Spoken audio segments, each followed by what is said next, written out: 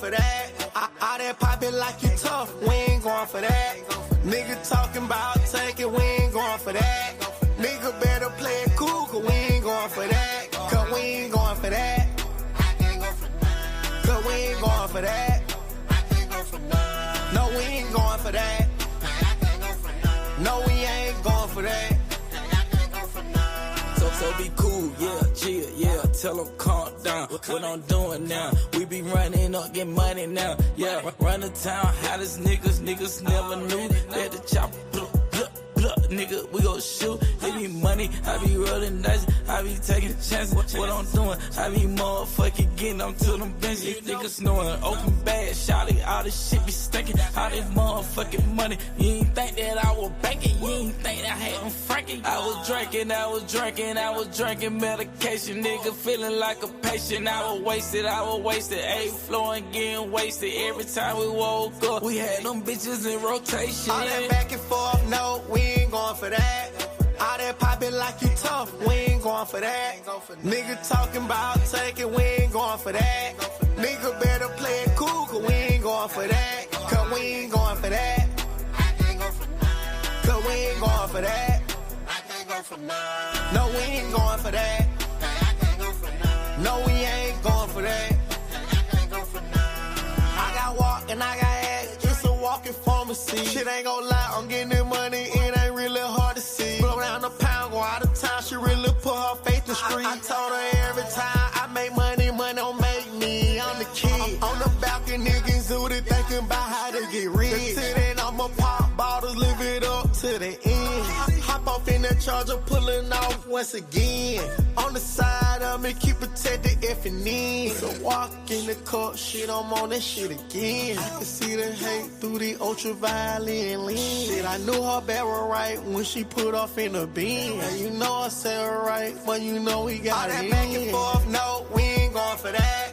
All that pop it like you tough, we ain't going for that. Nigga talking about taking, we ain't going for that. Nigga better play it cool, cause we ain't going for that. Cause we ain't going for that. Cause we ain't going for that. No, we ain't going for that. No, we ain't going for that.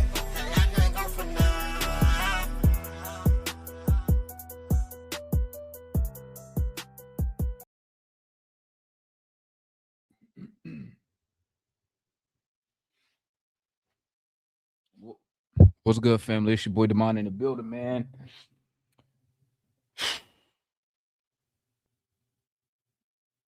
So Vic is traded. We picked up 2 second-round picks, man. Let me fix this real quick. Oops, I want y'all to see me playing my game. So Vic has been traded for 2 first-round picks. 2 second-round picks, and a dude that the Hawks are going to waive anyway, since Buddy was already out for the season. So, guys, listen.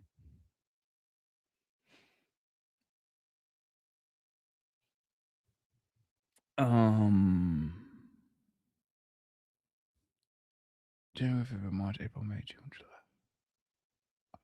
September, October, November, December, January. A lot has happened in the past 6 months. 6 months ago, gang,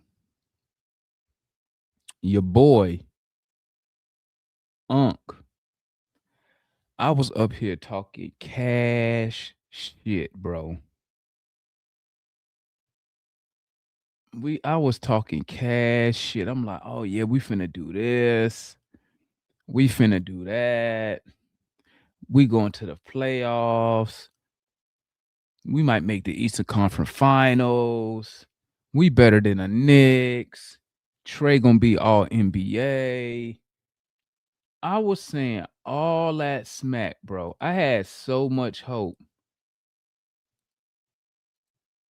I had so much hope that this team was trending in a direction that involves winning. And once again, the Hawks make moves to show that we're not trying to win nothing, bro. And I've kind of figured that out when we traded Trae Young. But I was hoping that I was like, you know what? Okay, they moved on from Trae. It's not the end of the world. We still got some talent on the team. And bro, we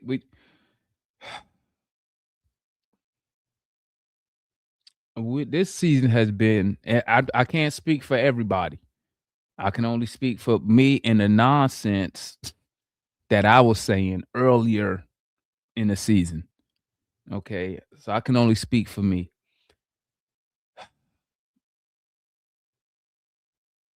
This season is a fucking disaster. I don't care how you slice it. This season is a freaking, so far, it's been a complete disaster. Nothing has worked for us. Nothing has worked for us when it comes to winning. When it comes to winning, nothing is going right for us, guys. Oh man, I'm gonna have to go back. I'm gonna go back. I'm gonna clip them videos, man. I'm gonna go clip the videos where I was talking that shit. I'm gonna make me a I'm gonna make me a short. I was talking so much trash. Why? Because once again, the Hawks had me believing in some shit that wasn't real. Excuse me. They had me believing in shit that they didn't believe in. Right. And like what y'all gonna start to see is Demond low lights. That's a good one, Rocco. That's a good one. And man, I'm gonna just tell y'all, man, like it's so disappointing every season. Like I'm gonna just keep it a buck with y'all, okay?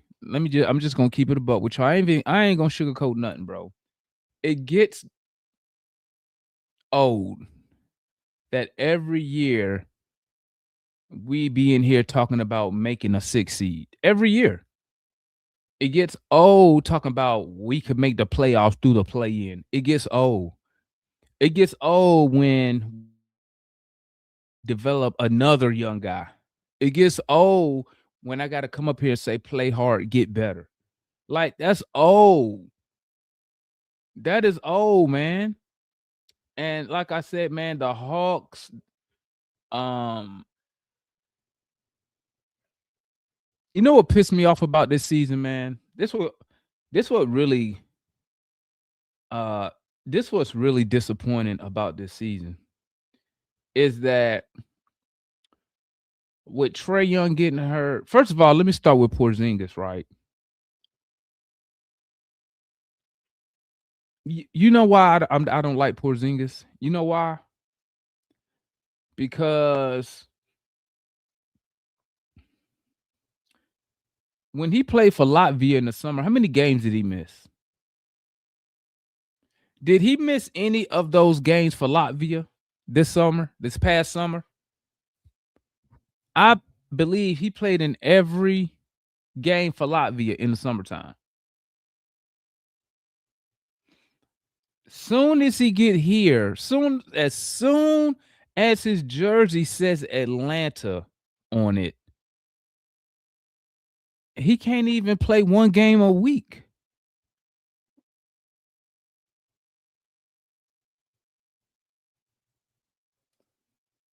He's not even playing. And I just don't understand why the Hawks trying to, like, when I see Brad Rowland is it Brad Rowland? Might be, no, I think it's Kevin Chenard. When he posts those clips about it's showing Porzingis rehabbing, bro.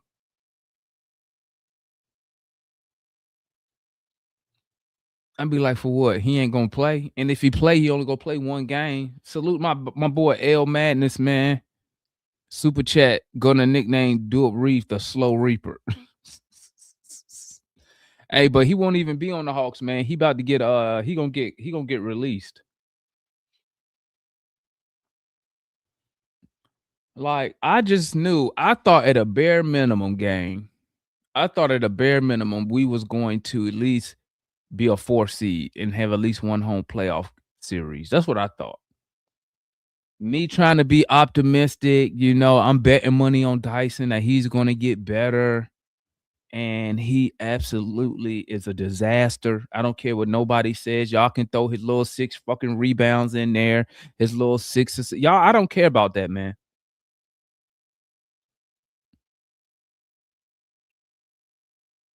I thought the Hawks was gonna make. You know what else pissed me off about this season, man? What else pissed me off about this season is we didn't even really get to see Trey Young and KP really get a lot of games together, man. We didn't get to see it. That pisses me off. But play hard, get better, man. Play hard, get better. What I don't understand is for a team that relies on the 3-point shot, why would we get rid of a 42% 3-point shooter? He don't even cost you a lot of money. It ain't like I could at least be like, okay, you know what? Hey, Vic Krejci making 10 million. Bro, he making $2 million. So basically we paid $2 million for 2 second-round picks and a roster spot. Basically, that's what we did. We paid $2 million to get a roster spot and get 2 second-round picks. The boy Dante say maybe Vic wanted out. Who knows, man? Who knows? Obviously we'll never know unless Vic come out and say something. But I mean, I'm gonna tell you. You know what I'm seeing. What it look like that he's doing is it look like Ansi is just bringing in his guys now.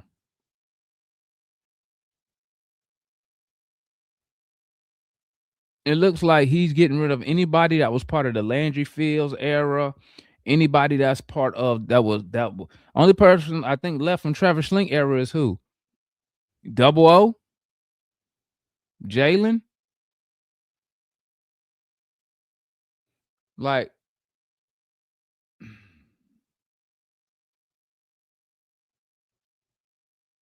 it's.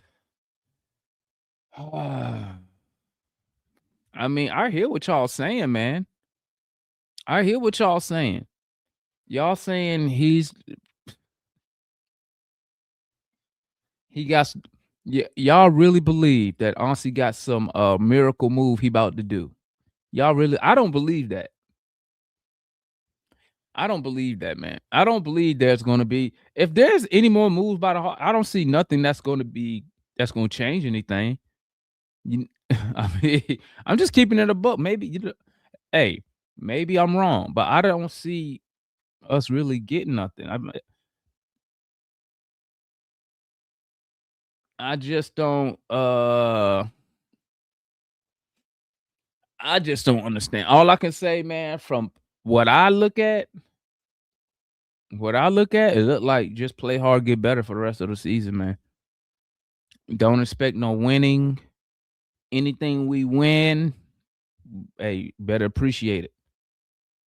Anything we win, we gotta appreciate it, man. You know what I'm saying? Because we're not trying to. I just don't, bro. I'm telling you, my mind, I just don't get it though. Vic is a 42% 3-point shooter. Don't we need shooters? Wasn't we complaining about not having shooters? And now you got a shooter at $2 million and you get rid of him for a second round. I don't get it. I'm lost. I am completely lost behind this, man. It just don't make sense. You trade and he don't even, but he don't listen, man. Vic has gotten cold from 3. Listen, but he's still shooting 42% from 3. Still. Still. And he don't cost you nothing but $2 million. That's why I don't understand. Like, I don't really, you got rid of him to get 2 second round. What you gonna do with those? You not even gonna, who you gonna draft with those whack ass picks, man? Let's let's be real. Like, I could understand if we were saving some type of money. You feel me? But it's not about, and I'm reading the chat and I see some of y'all not even getting it, man. It's not about getting attached to player certified. It's about what angle are they working. You got rid of a 42% 3-point shooter who only making $2 million. So what, you know what that really tells me? That really tells me they didn't want Vic. Because if I'm not mistaken, let me look. Let me double check. Let me share my screen so y'all can see what I'm looking at. Let me double check, because I could be wrong. I could be wrong now. But what I'm thinking, like, they just didn't want Vic. I'm going to keep it a buck. They just don't want him. Because I bet you, before I even look, I bet you his contract next year wasn't guaranteed. I bet you it wasn't. Let me look. Hold up. I'm going to share the screen so y'all can see.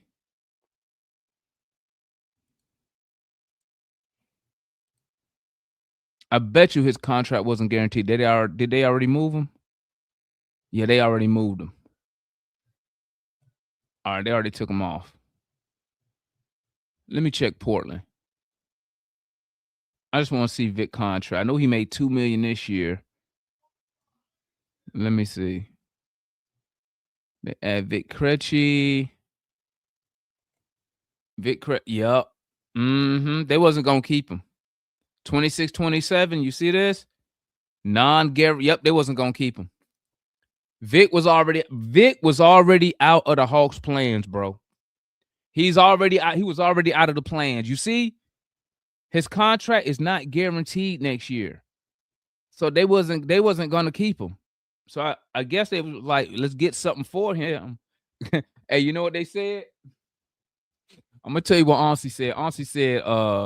Ansi said, we didn't get no picks for Trey. We need to make sure we get some picks for this guy. So he went and got 2 second-round picks for Vic Krejci. So yeah, they wasn't gonna keep him. They wasn't gonna keep him.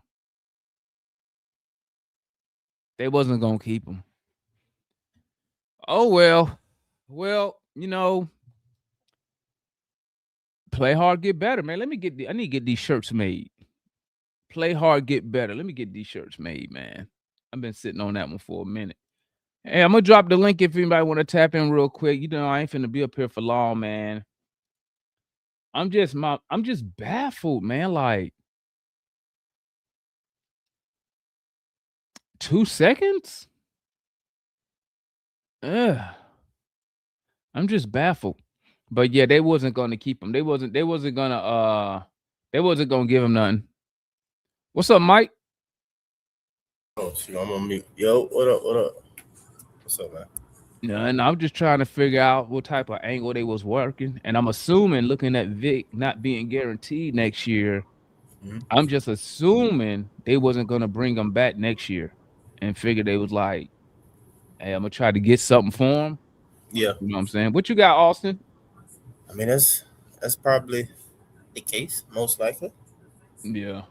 Most likely. But shoot, yeah, I mean, hey, it is what it is. But no, I was gonna say, man, I mean, I wouldn't just, I guess, poo-poo on second-round picks or whatever. I mean, I probably wish we would had one this past season. Well, I'm not upset with the return. I just didn't understand what angle, because I'm like, Vic not caught, but this before I looked at to see his But I'm not contract for even, next year. I'm just saying that I don't need. I mean, they very well they might not even keep those. I don't know. I mean, just I don't know. I ain't tripping. I mean, I feel like it's a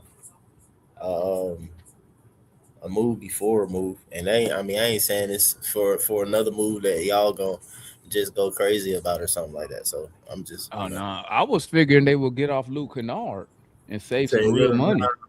Nah, they won't get off of Luke Kennard, man. Luke Kennard, I mean, Luke Kennard is only on one. 1-year deal. year anyway, right? So yeah, that's the Yeah. case anyway. He just came in, but also too, I mean, Luke does every. I mean, some other things too. I mean, it's not. I'm not gonna sit here and say like it's something that I necessarily would care about though. But there his and like Kispert's say at least aggressiveness or whatever is more consistent than Veets. So What but you think? What you think about that rumor that speculation Austin said? what do you say? He said he thinks Zach requested a trade because of Quinn. I don't know, man. I mean, everybody gonna speculate because That's stuff crazy. don't look the way they wanted to look or whatever. You know what I'm saying? I mean, ain't nobody think Veet was gonna be the one to be gone. He wasn't sitting out or whatever. I mean, they were playing him. So I mean, I don't know. It is what it is. I mean, like I said, everybody gonna have their speculation, bro, until basically Zach Unless is somebody say something. looking like something with us. So it's all kind of speculation. Yeah. All So that. hey guys, they got us. Bobby Marks got us. We got 7 second round picks. We below the tax. So they got us at what we got $6 million before we hit the tax. For and then you got $14 million before you hit the first apron. You got a roster spot. Is the boy Sam Quinn said not sure why Atlanta will give up Vic when he has 2 ultra cheap years left on the deal. And we already had shooting issues. Super chat, my boy L Madness, $5 super chat. Like Anthony Davis is glass man, Porzingis is pretzel man. Can't stay healthy. Man, listen, like I said, man, I talked cash shit at the beginning of the season, bro. Let me tell you something. I ain't doing that shit ever. This the second time they played me in the past 3 years with this bullshit. The second time, was it 3 years or 4? Might be 4 years. They fooled me with the Murray crap. It got me this year with the Porzingis shit. So, I mean, look like we need to start doing deep dives in these college kids now. We might as well start streaming college games. Hey man, Because we ain't winning nothing in the season. At the end, we ain't winning nothing. So I mean, so y'all so doom and gloom, man. Still, well, I'm doom and gloom because I had big expectations at the beginning of the season. I mean, bro, y'all been having big expectations since I don't know, man, bro. I mean, that ain't nothing new, dog. I It had didn't big look good, bro. expectations, man. Cause bro, I'm trying to win something. God dang, I understand all that. I ain't saying bro, we can't even win the don't- developmental battle. We I'm losing not, that battle. I'm not saying all that. Just I don't know. We just gotta breathe and balance. You know what I'm saying? A little bit. I mean, because I ain't even gonna say like it's like all right. I ain't saying that they gonna do it, but like let's keep it real though. The last ECF run or whatever, bro. Ain't none of y'all saw that coming. You know what I'm saying? Like that jump happened. It just happened. You feel me? Yeah. So I don't know. You know, it is what it is. You feel me? So We ain't finna do no run this year. Huh? We ain't making no run this year.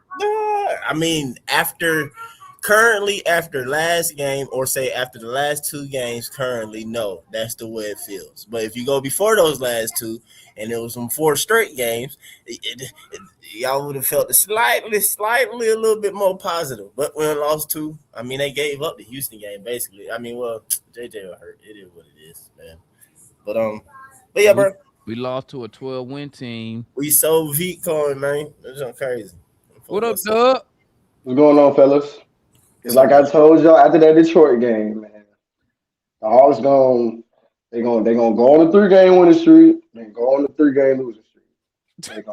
They're gonna go on the 4-game winning streak and get the fans all riled up. Then we're gonna lose 20 right. It's gonna be a seesaw. It's like every year with the Hawks. Seesaw, get the Hawks, get the fans pulled in, all optimistic, hopeful, ready for a playoff run. No play in 6 seed, and it just goes back down. Then they, it's the same shit All right, Austin, every salute, year. boy. Same shit, dog. Man, listen, bro. I mean, I see what they doing now. They really turned it down, man. And I was thinking about that. I said it up here a couple times. I was like, if we pick top three, how are you going to compete and develop, your young guy, especially that number three pick? I said it's hard to try to develop a young dude who going to be a franchise cornerstone and win games, as you see down there in Dallas. To be So honest, Devon, we should have been ripped the band-aid off and just and like you just said it, like the Hawks have never just committed to just the damn like before we got DeJounte, we should have just committed to the damn rebuild. Just rip the band-aid off, get some assets, trade Trey. I know nobody probably wanted to hear that then, but it's like that's what teams be having to do. Every team that's good now did it. The Pacers, they had to rip the band-aid off of Paul George, be trash for a couple of years. Same OKC. OKC did it like 4 times. They had KD, Russ, and Harden. They got rid of Harden. They still was good. They had KD and Russ. Then KD left. They just had Russ. And then Russ left.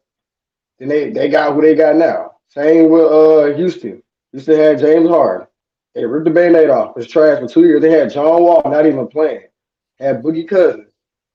They went into a whole full rebuild.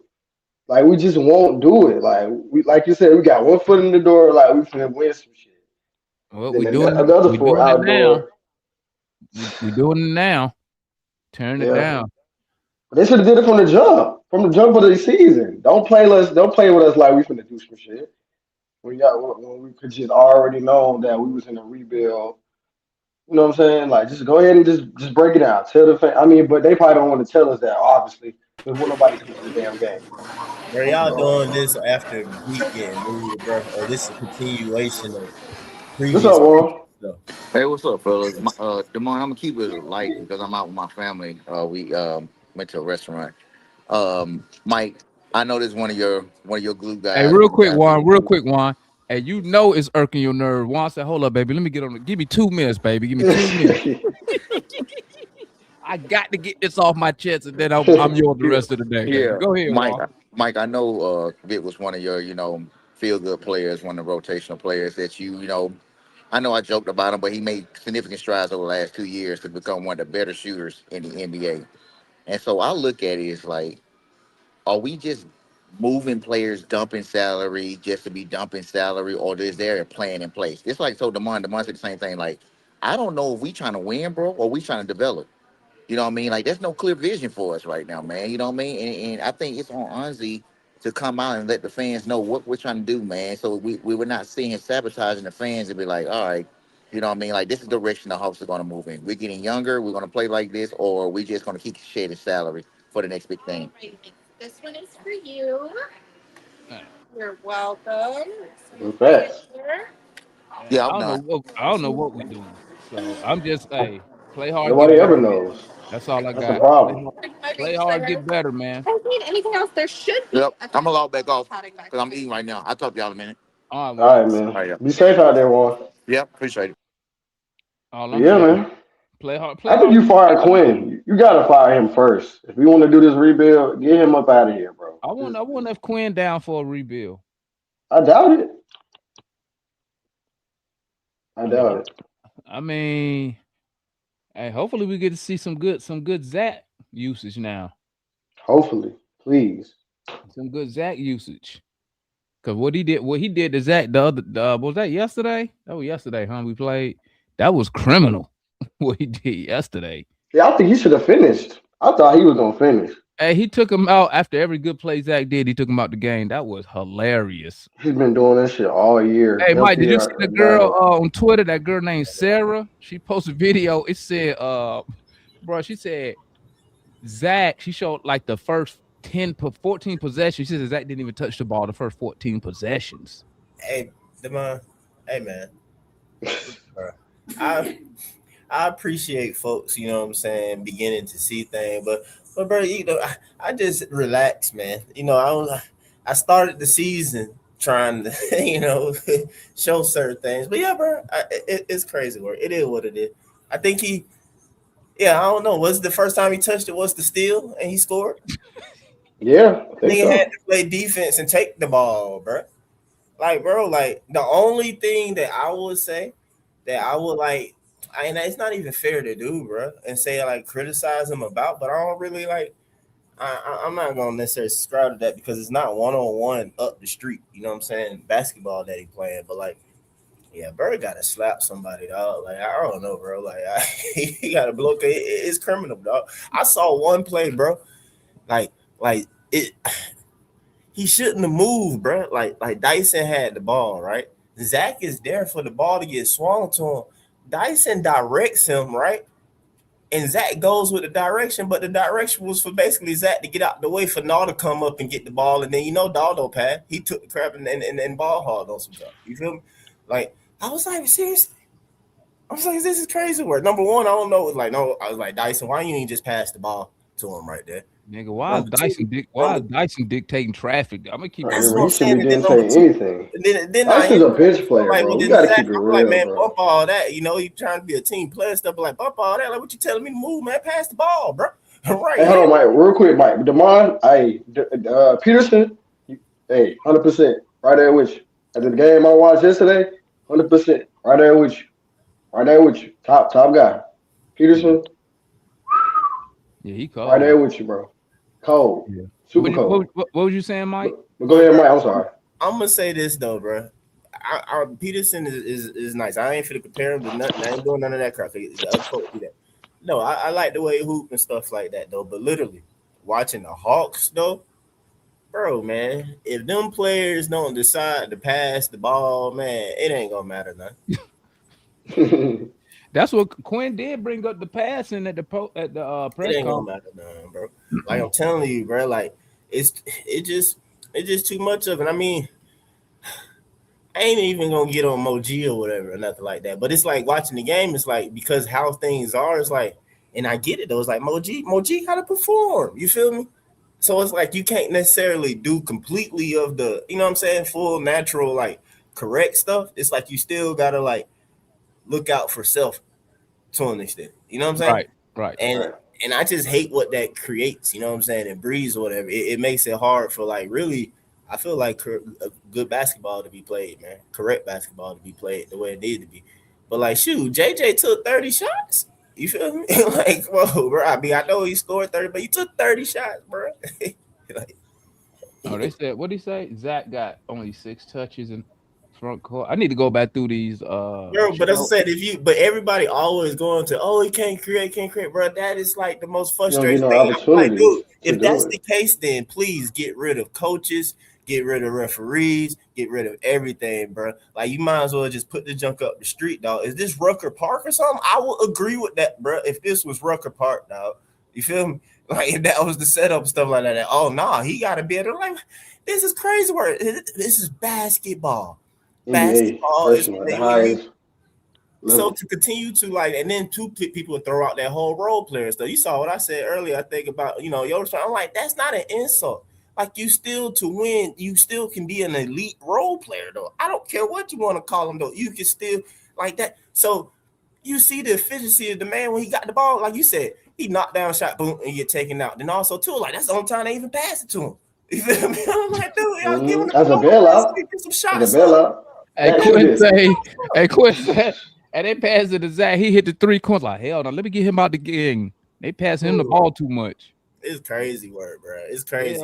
I ain't never seen a number 1 overall pick, bro, just not get the opportunity. That's what only the Hawks. That's what irks my nerves. You're right, Doug. Only the Hawks. That's some Hawks crap, bro. Everything. And then you know what else pissed me off, Mike, is the fact that Hawk fans act like they don't see this. Like when they compare him to like Coop, they compare him to Sar, and then. As much as they love all these analytics, when I bring it up and say, look at compare the usage, that don't mean nothing. I'm like, what you mean? It don't mean nothing.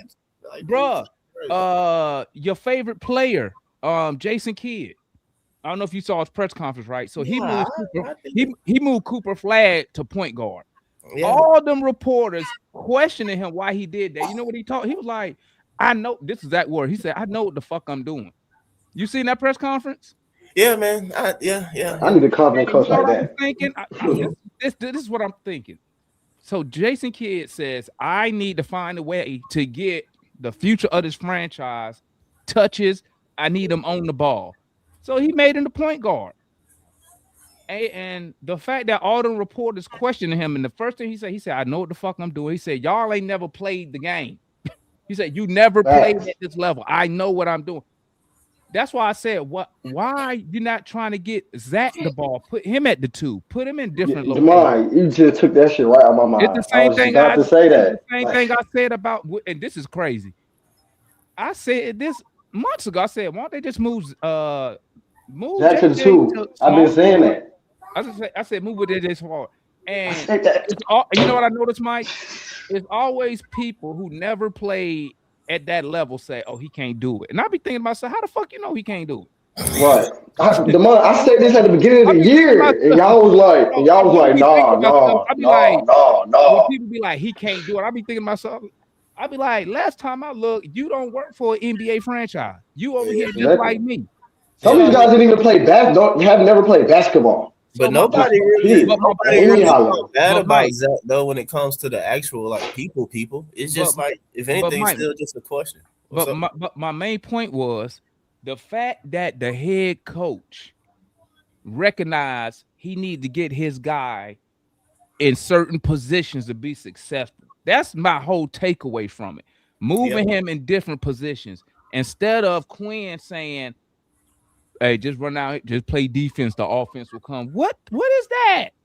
Yeah, that's a different. That's you're not instilling no confidence in your player. Well, I don't want to say no disrespect, but like say for example, like you be like, man, I need a championship coach and stuff like that. For me, it might not necessarily have to be a championship coach, but me personally, I need a coach. I want a coach who played. Like that's why I rock with Nate Millen. Because Nate Millen played with Gary Payton. I mean, he actually been on a team, had went to a finals, you know what I'm saying? So it's like he know as a player what it took to be on the court or what we had to do to win each round to get to this point. So like, yeah, Trey, listen to me, bro. Like bump all that. Like I know what gonna really got to happen. Jason Kidd, like, bro, I'm a Hall of Fame player, bro. I done not been able to shoot. I done been, still make threes. I done, did this and that character. So he can do that. Quinn ain't never did none of that. And when we were talking about stuff like if we get a new coach, I would like to give somebody like Sam Cassell a chance because I know him as a player. He wasn't no pushover. He was on teams who been, you know what I'm saying, XYZ. And I mean, of course, he was on the bench coaching for a team who won the finals though. But also too, like I don't know. For me, I prefer a coach, or I lean that way, man. Coach who actually played. Like I agree with you, Mike. You talking about NBA pro level? I mean, I don't know, man. Quinn can assist and stuff like that, though. But like, I don't know. But even like what you talking about, bro, I don't need you to say it after the game, bro. Like the passing, what and like, bro, I've been knocking the passes since game 1, just about. You know what I'm saying with certain players, and then they don't listen to Quinn. DeMar said it yesterday. They really don't listen to him. I need you to call the timeout and crash out, bro, on them. Tell them like, bro, y'all stop ball hogging and pass the ball, man. Move the crap, bro. Like y'all. DeMar, didn't I say after the Detroit game, he too soft. He too soft, bro. They don't soft. No, gotta be one of the worst passers of the basketball. Passer, especially on a fast break. Bro, you know what's so crazy about bro? He a ball hog, but sometimes I'll be watching the game. I'll be like, I almost prefer him to shoot the ball, bro. Because at least I know it's gonna be a straight up turnover. You know what I'm saying? But I just thought I would never understand why Quinn Snyder, even if he's coaching to win games, which I mean I'm assuming he is, why he don't. I could at least deal with it, Mike, if he was like, you know what, we're gonna run a couple sets for Zach just to get him going. Then we might go away from him for a while. Then we'll come back to him. Bro, Zach just be getting cardio, dog. He just be out there. You get it how you live type of buckets. Like, what?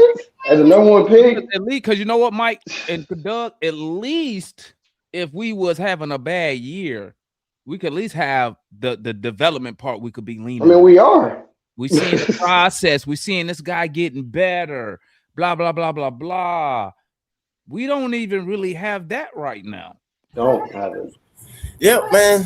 So I mean, we play all out of place. Yeah, we all out of place as a team. Yeah, we play Tuesday, bro. Yeah, bro. Like we play tonight. I'm not even, to be honest. I mean, well, I can't say it like that though. But the only thing that I get yes, I thought we played Miami tonight. We do. Oh, they got changed or something? I don't Oh, think he it's played. Tuesday? Oh, I'm sorry. No, It's he Tuesday. said It's it's Tuesday. It's Tuesday. Tuesday. It's Tuesday. It's Oh, Tuesday. My okay. bad. My apologies. I'm about to say, what we? Well, shit, I won't finish stream today. Shit, it's gonna be SOL today. Nah, Go ahead, Mike. My bad.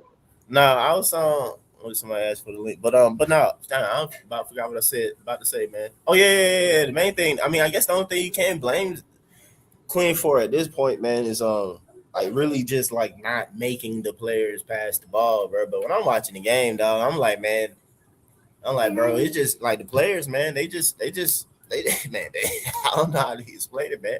They They, can't do it. these guys don't pass the ball, bro. Like they don't pass the ball more than once, man. If by chance that junk get moved or whatever, it's my name. I'll do it in a second. If CJ do let the ball go or whatever, bro, don't pass You it turn back. it over. Or you Same turn thing. it over. Like, you know what I'm saying? Don't you can't give it back. Not at all, bro. Because Hell nah. when it What does up? happen, because What up, Ron? What's up, y'all? it'll be crazy. I told y'all about Queen a long time ago. He's soft. Queen is soft. He don't know what he doing. He don't know the kind of talent he got on the team. Yes or no? The man, I told you that 2 years ago. Ain't nobody told me nothing because I'm the first one who was anti-Quinn. I didn't want him from day one. Day one, I didn't want him. I asked Matt the day we hired him. I told everybody he is not good. No one believed me. You know what they told me? You know what everybody told me? What? Oh, he's a savant on the offensive side of the ball. No. He got all these plays. Terrible. Everybody know I ain't even want Quinn. That's facts. Everybody know I ain't really want the dude here, man. Everybody know I want to email Udoka, but we didn't get him for whatever reason. Quinn, I mean, I'll say this about Quinn, man. I'll say this. I don't believe he thought he was gonna be here playing with G Leaguers and injured star players, if you want to consider KP a star, injured players who can't play. Guys who can't shoot. So I mean, but he here now. He made $8 million. So I mean, my only thing, if he a good coach, it should not even matter who you got on the team. I mean, to an extent, you still gotta have the talent, Ron. I mean, we got talent, yes or no, but we don't got that coach to put us where we need to be. I don't know if we got talent though, Ron. Because you even really say we got real talent. You got to. Here's my thing with Quinn Snyder. You got 3 guys. Here's my thing with Quinn Snyder, and I'm gonna tell you something, man. I'm gonna tell you something. Good coaches, even though they may have a certain style, once they get to a team and they see the personnel they got, if they know the personnel don't match what they want to do, you know what good coaches do? They make a scheme to match the players. Right. You feel me? Well, it took us 3 years to be a 38% 3-point shooting team, bro. We could have been scoring the basketball other ways instead of the first 2 seasons bricking all these threes. You feel me? Now we shoot threes, but we can't score the ball any other way. You have no inside presence. Okay. There's nobody you could throw the ball to in the post. I mean, you could throw the O down there sometime, but he rarely post up. Right. He used to though.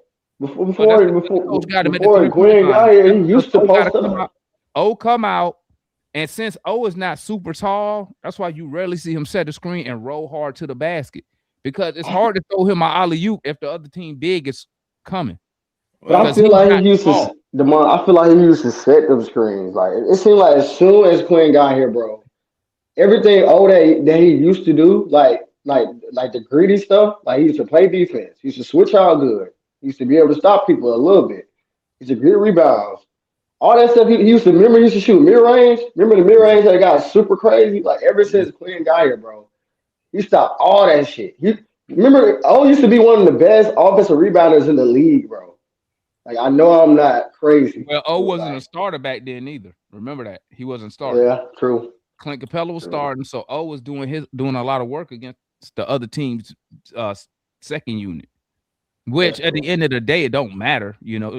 Getting the boards is getting the boards, right? Right. But your thing is this: Quinn never adapted his style to the players. He was To the trying to get players. players to adapt to what he wanted to do, or how he thought we should play to win games. And it don't work. Now you got amazing I think we 6 in 3-point percentage made, but you're on the bottom of 3 points you give up. Yeah. Your 3-point defense got you in the bottom 5.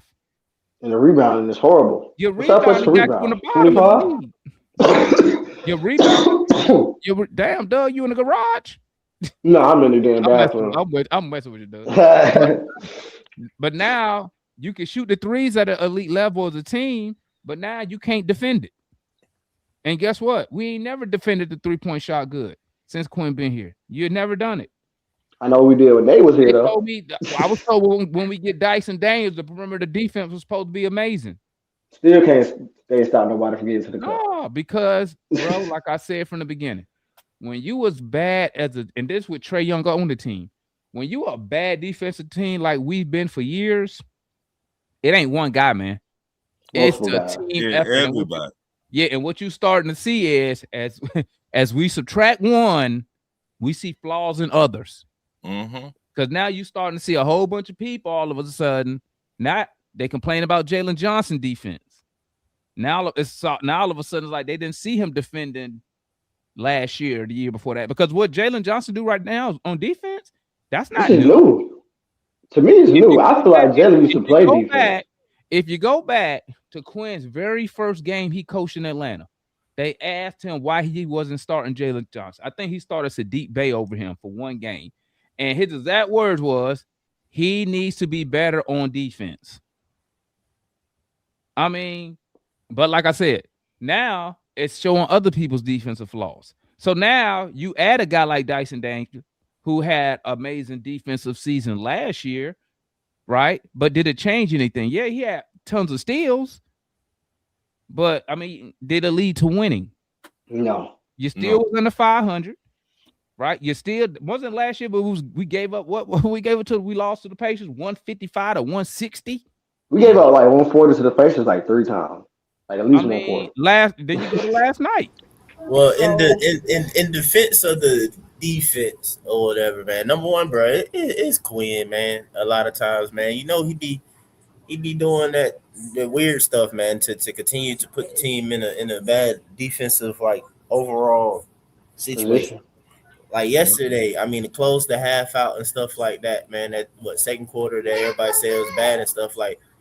He just simply plays that, or if he come out and just says like, "Hey, I couldn't because we trying to ease him back," then okay, you kind of accept it. But if that's not the case, it's like, yeah, just plays that. The defense is automatically better when you do that. You know what I'm saying? Just having him out there or whatever, and yeah, bro. And you see, and the thing is, right now, yesterday too. It's not consistent. He definitely did. That's the issue. The defense is not consistent. Itching to play. The numbers overall suggest that they are better defensively, but it's just still not consistent. And that goes with JJ, but then that goes into like Quinn not being the right coach to basically demand and get him to be consistent on that end of the floor. Mike, do you still think the Hawks still overhelp on defense? Facts. I believe they do and can, and they want to like switch basically a lot of things, if not everything. So that's gonna take communication and things like that. So they mess up and stuff like that at times though. But it's times where they string it together and they have it going. You know what I'm saying? And you see they'll do well, but like again though, it's Quinn. You know what I'm saying? Forcing or making sure that they stay consistent and make sure they bring in defense at all times and for 4 straight quarters. Like. It was a game again. I don't know. Anyway, but that's usually what it is, bro. We have a horrible quarter. You know what I'm saying? It's something like that you see or whatever, like you say, like second. But again, Quinn goes to like, all right, we'll all see that. All right, we need to get some stops. But then his adjustment would be to go with the 3 a shooter guards. who would be smaller and throw them at the wing. I'm like, bro, like you can't sit here and just continue to try and outscore folks or something like that. You know what I mean? So Or Mike, he won't go up to Jalen and tell his man like, hey, bro, I need you to slow down, Siakam. yeah, bro. Because Dyson doing what he can do, but It's it's only so yeah. much he can do with Siakam. JJ don't have that in himself to do that himself, and then like Quinn obviously is not gonna challenge him to do that because I mean, shoot, I saw one play yesterday against the Pacers where JJ was on Siakam, man, and he played good defense on him because he forced them to pass the ball off, you know, get the ball off. But Siakam couldn't, and that's the frustration about that. And not like I saw whatever I think Ticket had said it on in the group, whatever, saying that he couldn't believe it said, but he feel like Trey played better defense than JJ, and it's like no. It's still a lot of physics coming to play. It's just that JJ don't consistently try or do the crap. He just be out there not paying attention. But when he can and when he does, it is a complete can happen. Like I It's said, complete difference. When he locked in with defensively, Siakam though, like I it said looks though, great. Siakam try to do the basic same thing, do with everybody. He'll get the ball, he'll go and basically walk them down to where they're trying to go, bro. He got the ball, he bumped JJ, and he ain't go nowhere. You feel me? And JJ was still right there, and Pascal had to pass the crap out. You feel me? So Like, Mike, That should have been a matchup set from the jump. so Mike, Exactly. just speaking about Jalen. So Mhm. do you feel that so you feel, and let me know if I'm wrong. So you feel that Quinn doesn't challenge Jalen on the defensive end? Or do you feel that, and I'll try to use JJ's age as an excuse, even though he's been in the league 4 years, but do you feel that since Quinn doesn't challenge Jalen on defense, do you feel like Jalen should do it on his own? Or did that come Facts. out right? No, you exactly right, bro. And not to sound old, and then it's like you shared the stuff about the way brother played and stuff like that. And like I was a huge KG fan coming up and stuff like that, but bro, it just built different. I don't know if it's the AAU, the way you come up and how they do this, that, and everything. Like and then it's the culture of like the acceptance of not having to play defense. You feel me? And whatever, and think you just oh I can just I don't know, bro. Like it should be so like. In my opinion, it shouldn't have to take the coach to challenge you there. It's like as the coach, Facts. once I see that the player is lacking in that way, and to get them to a next level, like that can get JJ to Yeah. MVP level. You feel me? I Hold mean, on, I hold said on. the same thing about Real Trey, quick. but you do that stuff, start impacting the game on the other end as well. On top of you doing these, triple doubles and doing this, like bro, like you MVP conversation, and like we really competing for a championship. So you got to challenge him to lock in that way, you know what I'm saying, to play Mhm. defense. But like, JJ should on his own have it within himself, like, bruh, on this end is balling, especially when they in my position group. If it's a front court player, bro, and they are the other best front court player, I am automatically stepping up to guard them, especially in crunch time and money, quote unquote, possessions, to quote, the only ticket or whatever. And those times, like, bro, that's definitely no doubt. But just from off rip, it's like I'm thinking that I'm guarding him. That's my automatically assignment. But man, they just built different, dog. I don't recall KG running from, you know what I'm saying, the other power forward. Like KG and Tim Duncan them would guard each other. You know what I'm saying? Like Yeah. like when I Yeah. came up, like I'm watching them, like these folks guarded each other, dog. You know what I'm saying? Jason Kidd was guarding Kobe. You know what I'm saying? And stuff like that. Like, you know what I mean? Like I don't know. It's just I mean, it goes to show you, like, it's like when and I know this old school, but bro, this stuck in my head forever, dog. When the Bulls, when Jordan and and Pippen didn't like who coach. Well, oh, they did. It wasn't cool coach they didn't like. They didn't like their GM. yeah, So they Right. took it out on cool coach in the Olympics, yeah. and they said, "I'm guarding them," and they were just switching guarding them. Like, I don't think you see, and I don't think you see that type of commitment on the defensive end by star players. Like, you'll see it Mm-hmm. from a Dyson Daniels, a Thibault, a guys who we don't consider stars. But I think a lot of those guys now use defense just to get on the court. But once Mm-hmm. again, I'm looking for defense like that, like you said, Mike. Your star player, even if you're not the leader, you are still, people still look at you when you are the star or a star. People still look at you like that. You know what I'm saying? Mm-hmm. And I think Jamal, let me take it a step further. Let me take it a that's step further. contagious. Let me take it a step further. Like you said, but the Olympics. Even remember when Kobe and Braun was in that Olympics, and they were trying Yeah. to shut down Powell. They're like, no, I got Powell. No, Dwayne, like, no, I got Powell. Yeah. Kobe's like, no, I got Powell. Or even recently, like OKC. I know they were talking to J Dub. He said, we all play defense because nobody wants to be on the court. It's like they the liability. So what we got going on defensively? Like But that's what Shane be like, oh, that's what J Dub said that y'all shit. did you see the interview with when they talked about Kawhi Leonard? When Hmm. they said somebody, the coach was talking to Kawhi, and he said hey, we need you to help. Buddy need help on defense. And Kawhi was like, if he can't defend, why he on the Why is he court? out there? Straight up, Kobe straight said up. the same thing. He said you can't defend. He said then why he on the court if he can't defend? Like, Kobe said Kobe said the same thing a while back. Kobe like, if Shit he got to be can't in do his you. job, why he on the court? Even Ant Man, remember Ant Man a couple of years Yeah, ago when they played Dallas in the conference? He's like, "No, I got Kyrie." He might have got right. fried, but he still took on the challenge of trying to guard Kyrie as a superstar player. but I think We we just can don't all have say it. like I wouldn't mind if like Mike was saying. I think Matt had said it once.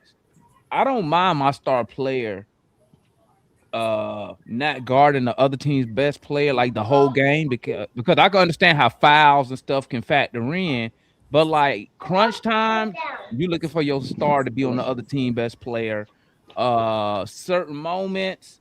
But bruh, I'm gonna say this, man. Bruh, JJ, they run a backdoor play on JJ at least once a game, bruh. Yeah. It's coming, bruh. Once a game is coming, and they did it early the last game. Furphy backdoored him, he just messed it up. I'm like, bro. Like, when you get back door, that means you're not even paying attention to the dude you supposed to be guarding. Yeah, man. You're Like, right, it's Demond. That happened like once a game, twice a game. crazy, man. That's crazy, bro. Like to be that good, man. But the one thing I will say in JJ's defense, knowing how today's NBA is and how some of these coaches and GMs is, I wouldn't be surprised if somebody, a coach or a executive told Jalen Johnson, hey, we need him to chill on the defensive side. I wouldn't even be shocked. Yeah, He I must have wouldn't told be him and shocked Double O that shit too. He told Double O the same shit. because, like, unfortunately. bro, I'm thinking like this, bro. As a teammate, even it's not even NBA, even at the YMCA, even outside, right? When you playing pickup ball, you see a dude not playing defense, you gonna say something like, bro, what you doing? You not. Oh, I got him. Hey, bro, I got him. So I You find get it him. hard to believe that Jalen Johnson defense. Now, I hold don't up. know. I How don't can I know, say? Demond. Only old folk be doing that, bro. These young folk, bro, they don't be saying that, bro. They all be doing the same thing, man. Bro, cause I'm gonna tell, It's bro. crazy. Cause I'm like, hold up, bro. I'm out here burning my energy. You over here, and then got the nerve to call for the ball? I'm telling you, Hell bro. no, bro. But like I said, I wouldn't be surprised if an executive probably said something, because some analytics number said, "Hey, let your star player get the most rest on defense. They can play longer." I wouldn't even be shocked by something like that. Man, But that's All right. crazy. once What's up, again, you Ryan? got to want to play defense. That's the problem. The head coach got to want the team to play defense. I mean, you can't even. Bro. You know what? It's so crazy in today's NBA, and but players got so much power these days, bro. But you You can't you even the really. head You can't hold a star player accountable.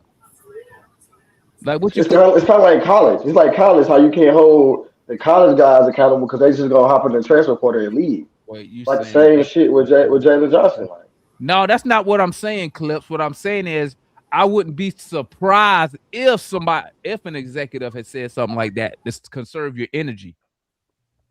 I wouldn't be surprised. But once again, that that logic comes from lack of training. That's where that comes from. When they talk about conserving energy, that comes because you haven't prepared your body for those type of moments. You can train your body not to be worn out at the end of games. but you have to practice like that so the body can adapt I to thought that type of. LeBron would be putting him on that. If he working out with LeBron, should LeBron put him on that kind of shit? No, no, those type of workouts, that's workouts you do. You training like that 4 days a week over years. You Right. start that for years, so your body can adapt. So would you say in like 2-3 years he'll be there? Yeah, if you train that Okay. way in the off season, obviously you can't train like that during the season, but during the off season, it's the main reason why I don't know if you know a lot about the military, but like in the Army, we say you train.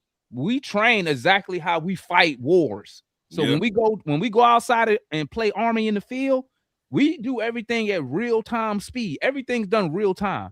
If you sleep, you get your 4 hours, 2 hours sleep. We up 28 hours doing whatever. That's how that works. You know what I'm saying? Because they're training your body and they're training your mental to be ready. Because sooner or later you're gonna be in a situation to where it get hard. So when you translate that to athletics, right? Prime example, like I'm a runner. Now I'm a runner, right? For me to run a marathon, I have to train my body to run that marathon. You see what I'm saying? How do we do that? You simulate your now obviously you're not running 26 miles all the time, but you simulate those conditions, right? You simulate those conditions. So when you get out there, your body is already adjusted and adapt. You know, you stress the body, or like what one of my coaches say, we embarrass the body, right? So like I'll get on my treadmill and put it on something super fast that I can hold for like a minute because I'm trying to embarrass my body. So now when the body recovers, it recovers to be able to withstand those type of efforts. It's the same thing on the court. And I put it in the chat. Let me see if I can find it. KG said it. KG said it. Why these dudes be tired? Why these dudes always? Y'all never sit here and wonder how come you getting all these injuries, but it seemed like in the 80s and 90s, star players never miss games.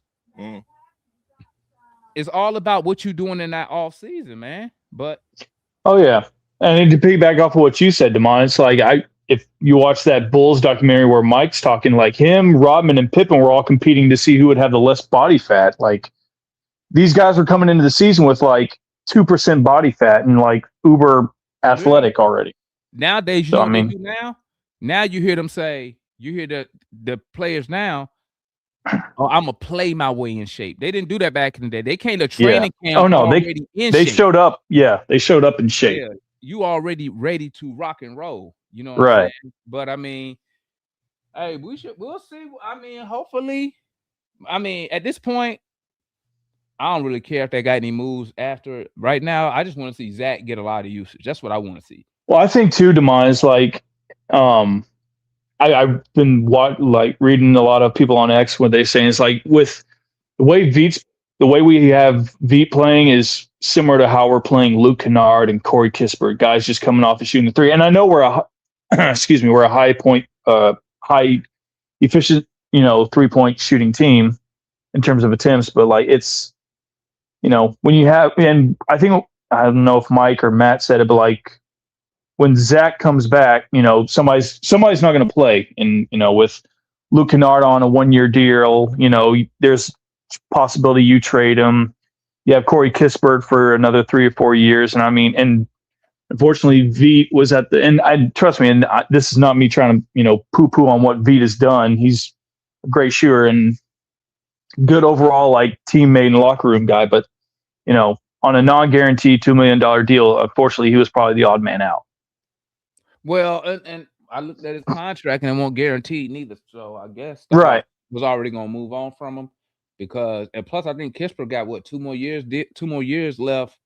I think on his 3. Contract. 3. So, because I think after this season it slowly starts to decrease. It goes from like 22 million to like 16, and then 14 in his final year, if I'm not mistaken. So they only really valued the they just really wanted the picks. That's what the Hawks wanted because they already they're gonna release Buddy. They already said they're gonna waive him. Oh yeah, for sure. I mean, if season-ending injury, he already out for the season anyway. So, and this could possibly lead into Koloko getting a full-time deal.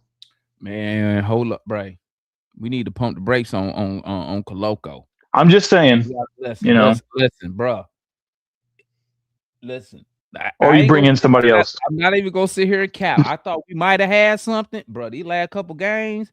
What did I say? I said, I need to see him against a big man, bro. What Sengun did to him, bro? Crazy. Well, Sengun's got, and I'm not trying to, but Sengun's got bad. Like he shot. Yeah, but he shot. Yeah, but also, Sengun's one of those like traditional centers where he's not really a 3-point shooter. He's got like the post moves and stuff like that gets to the paint. And but that's what I said, Ron. That's why I said we need to see Koloko against a real big. Because remember, we didn't play nobody with real big shit. Fair. So I want to see him against a real big. And don't get me wrong, I know Sengun is levels above Koloko. Yeah. I'm just looking at the part about how Sengun once he get in the paint, there was nothing Mo or Koloko, bro. He would just back him, bro. He just moved him like this, like he was moving. Sengun knows how to throw his body weight around. Pause. Sengun built like an old ass. He's an old style center, like a 1980s mother. I don't know what he built like, but I know one thing. He got that ball, bro. He just put both their ass back. Get out the way. Post hook, post fade. He's got the post moves. And to be honest, he was just missing them because a lot of his shits were just layups. Yeah.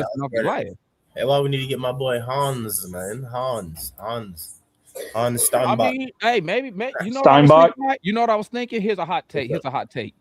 I was like, maybe they trying to gather picks so they can move back in and use those picks to try to get back in the first round. Maybe one of those bigs fall late because you have the Ivicic twins coming out, are supposed to be like late first round pick, and they're both 7 feet tall. Yeah, maybe the Hawks are gathering assets. Maybe they want to try to move back into the first round of the upcoming draft. Yeah, and get a big trade 2 seconds for the 29th or 30th pick, like the late first round.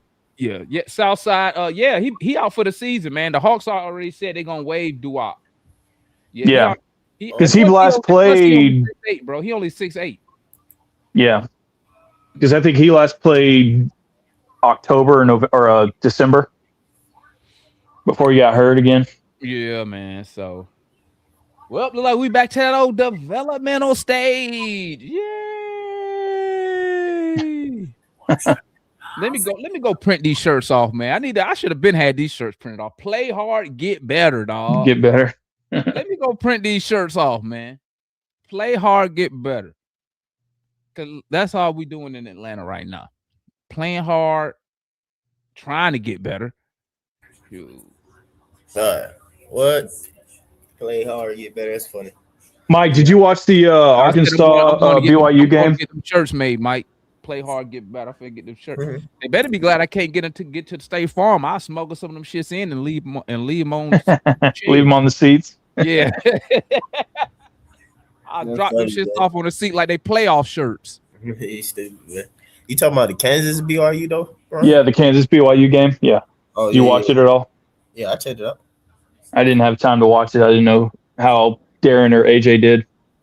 Yeah, we watched it, man. Unfortunately, Peterson played the second half, so I think he played like a few minutes, but he didn't play the second half. But are they just watching his ankle or whatever? They said it was cramps. Who knows, man? Who knows these? He's been dealing with that all year, hasn't he? It's crazy. They went up 20 in the first half, man, and Kansas almost tricked off the game. Nah, Kansas did almost blow it. I mean, just from simply not. Player Peterson, they almost blew that game. But hey, shout out to the what's his name? The white kid. What was his name? That dude was on fire. Yeah, I don't know. I seen him mock us though. Bro, he finished like third. What he had, like 30 and 10? Yeah. Let me see. He was. I think he only 6'5" though, man. Oh, really? Yeah, because that's what I'm saying. I seen him mock to us before I even seen him play. Is And he I a see Is he guard? on? Is he in He on BYU? BYU. Yeah, Saunders or Is he whatever. a Oh, guard? Richie Saunders. Yeah, he's a shoot. He's like 6'5", 200. He's 6'5" though, bro. He ain't even Kevin Huerter size though, bro. Like I said, that was my first time seeing him play though. I was like, dang, he is hooping though. But Hey, he was getting it, bro. But he'll be like 25, 25 when he gets drafted though. Hey, I'm 5'9". I'm 5'9", and Mike got me hating on niggas 6'5" now. Like, damn, that's it? He only 6'5". That's it. Yeah. Yeah, no, he was, bro. Hey, those are the type of opportunities to get you noticed, though. Nah, true. Because AJ, I ain't gonna front. Hey, dude was nowhere to be found in the crucial moments. Yeah, nah, it was tough for him, and but that boy Saunders though, hey, he said, "Give me the ball." Mm-hmm. Give me the That's ball. why it was a difference in my opinion or whatever. I felt like, I mean, it's no knock against AJ. I think he can be still a good player and stuff like that though. But how, I guess I don't really want to too much say how the Hawks want to play. It's kind of like ideally how the NBA want to play in basketball wise or whatever though. But like, you got to make like faster and quicker decisions. Yeah. Moves and stuff like that. Like AJ, and that's why a lot of people compare AJ to like, you know, pass style basketball or whatever though, or it's very like ISO, I guess, kind of heavy or whatever, or it's like what happens when the defense is, you know what I mean, good, and then it's like trapping is shading towards this stuff like that. Like you got to be able to, like, you know, catch it, come off the screens or whatever, make your moves quick, and reads faster and stuff like that though. But Darren Peterson, man, he looked good though, man. He a bucket getter now. But I'm saying he showed some defense too though, so that was a good thing as well. It don't even matter because he come to Atlanta, he playing 21 minutes. Man, I mean, well, he better play defense then. Hey, while you bullshit, he might have to play 21 minutes if his hamstring really be tripping like that. Shit. I mean, he should though. I mean, I've by never seen a default, dude just sit out the whole second half. That was crazy. Yeah, I don't think he got hurt. I don't know. I think they just did as precautions, or I don't know. Yeah. I don't know. I'm gonna tell you, they don't want him to hurt more. I'm gonna tell you. You know why he sat on the bench? You know why? Why? Because of his handlers. Because his who? His handlers. His agents and stuff. Probably. Not the handlers though. No, stupid man. What Larry at, man? Ain't no Americans. His handlers say he can't play no more but 20 minutes. He'll never say that about the Americans. Well, hey, for a guy playing 20 minutes, he's making most of his opportunity. Yeah, I mean, like I say, he dropped 18 in 18 minutes or whatever he played. Yeah. Hey, yeah, he was a bucket. Hey, he was pulling up. Hey, he ain't care. You give him any space, he gonna pull. Yeah, he was. Yeah, like I said, it was definitely impressive, man. I mean, shout out Tony was up there watching. Tony was definitely Tony and Sam Presti. I hope Tony was talking to Adam Silver on the phone. Like, hey, you owe me one, bro. You owe me something, Adam. Make sure we get that. Yeah, man. I mean, but Darren Peters, I ain't even gonna lie though. Like, I did watch. I was like, okay, because I mean, I was being cautious and stuff like that. I guess it sucks that he's like, you know, been dealing with these injuries or whatever. I don't really want to call it a injury, but just nagging, like, you know what I'm saying? Yeah. Nagging issue, yeah. Whatever. But I believe that he'll get past that, you know what I'm saying? So it's like, I don't want to you don't want to overthink that one, in my opinion, or whatever. But, I mean, watching him or whatever, he looked pretty good. Well, the Hawks medical team's gonna check him out. You know, they're gonna run through the medical, so hopefully it ain't I don't think what can be wrong though. I mean, it just none. Really, you know what I really think it is, Mike? I really think they just gonna heal. They're just gonna heal as soon as he basically finished, bro. That he ain't gonna play summer league. No matter who get him, he not gonna play summer league. He probably better, you know what I'm saying? Like, he probably just gonna sit for a real time, right? I mean, that's that's the only way you can heal a hamstring injury. Yeah, it's really, not play. Yeah, really. You can't. Or you play him one game and just sit him out the rest of the summer league. To be honest, if we drafted him, I wouldn't play him at all.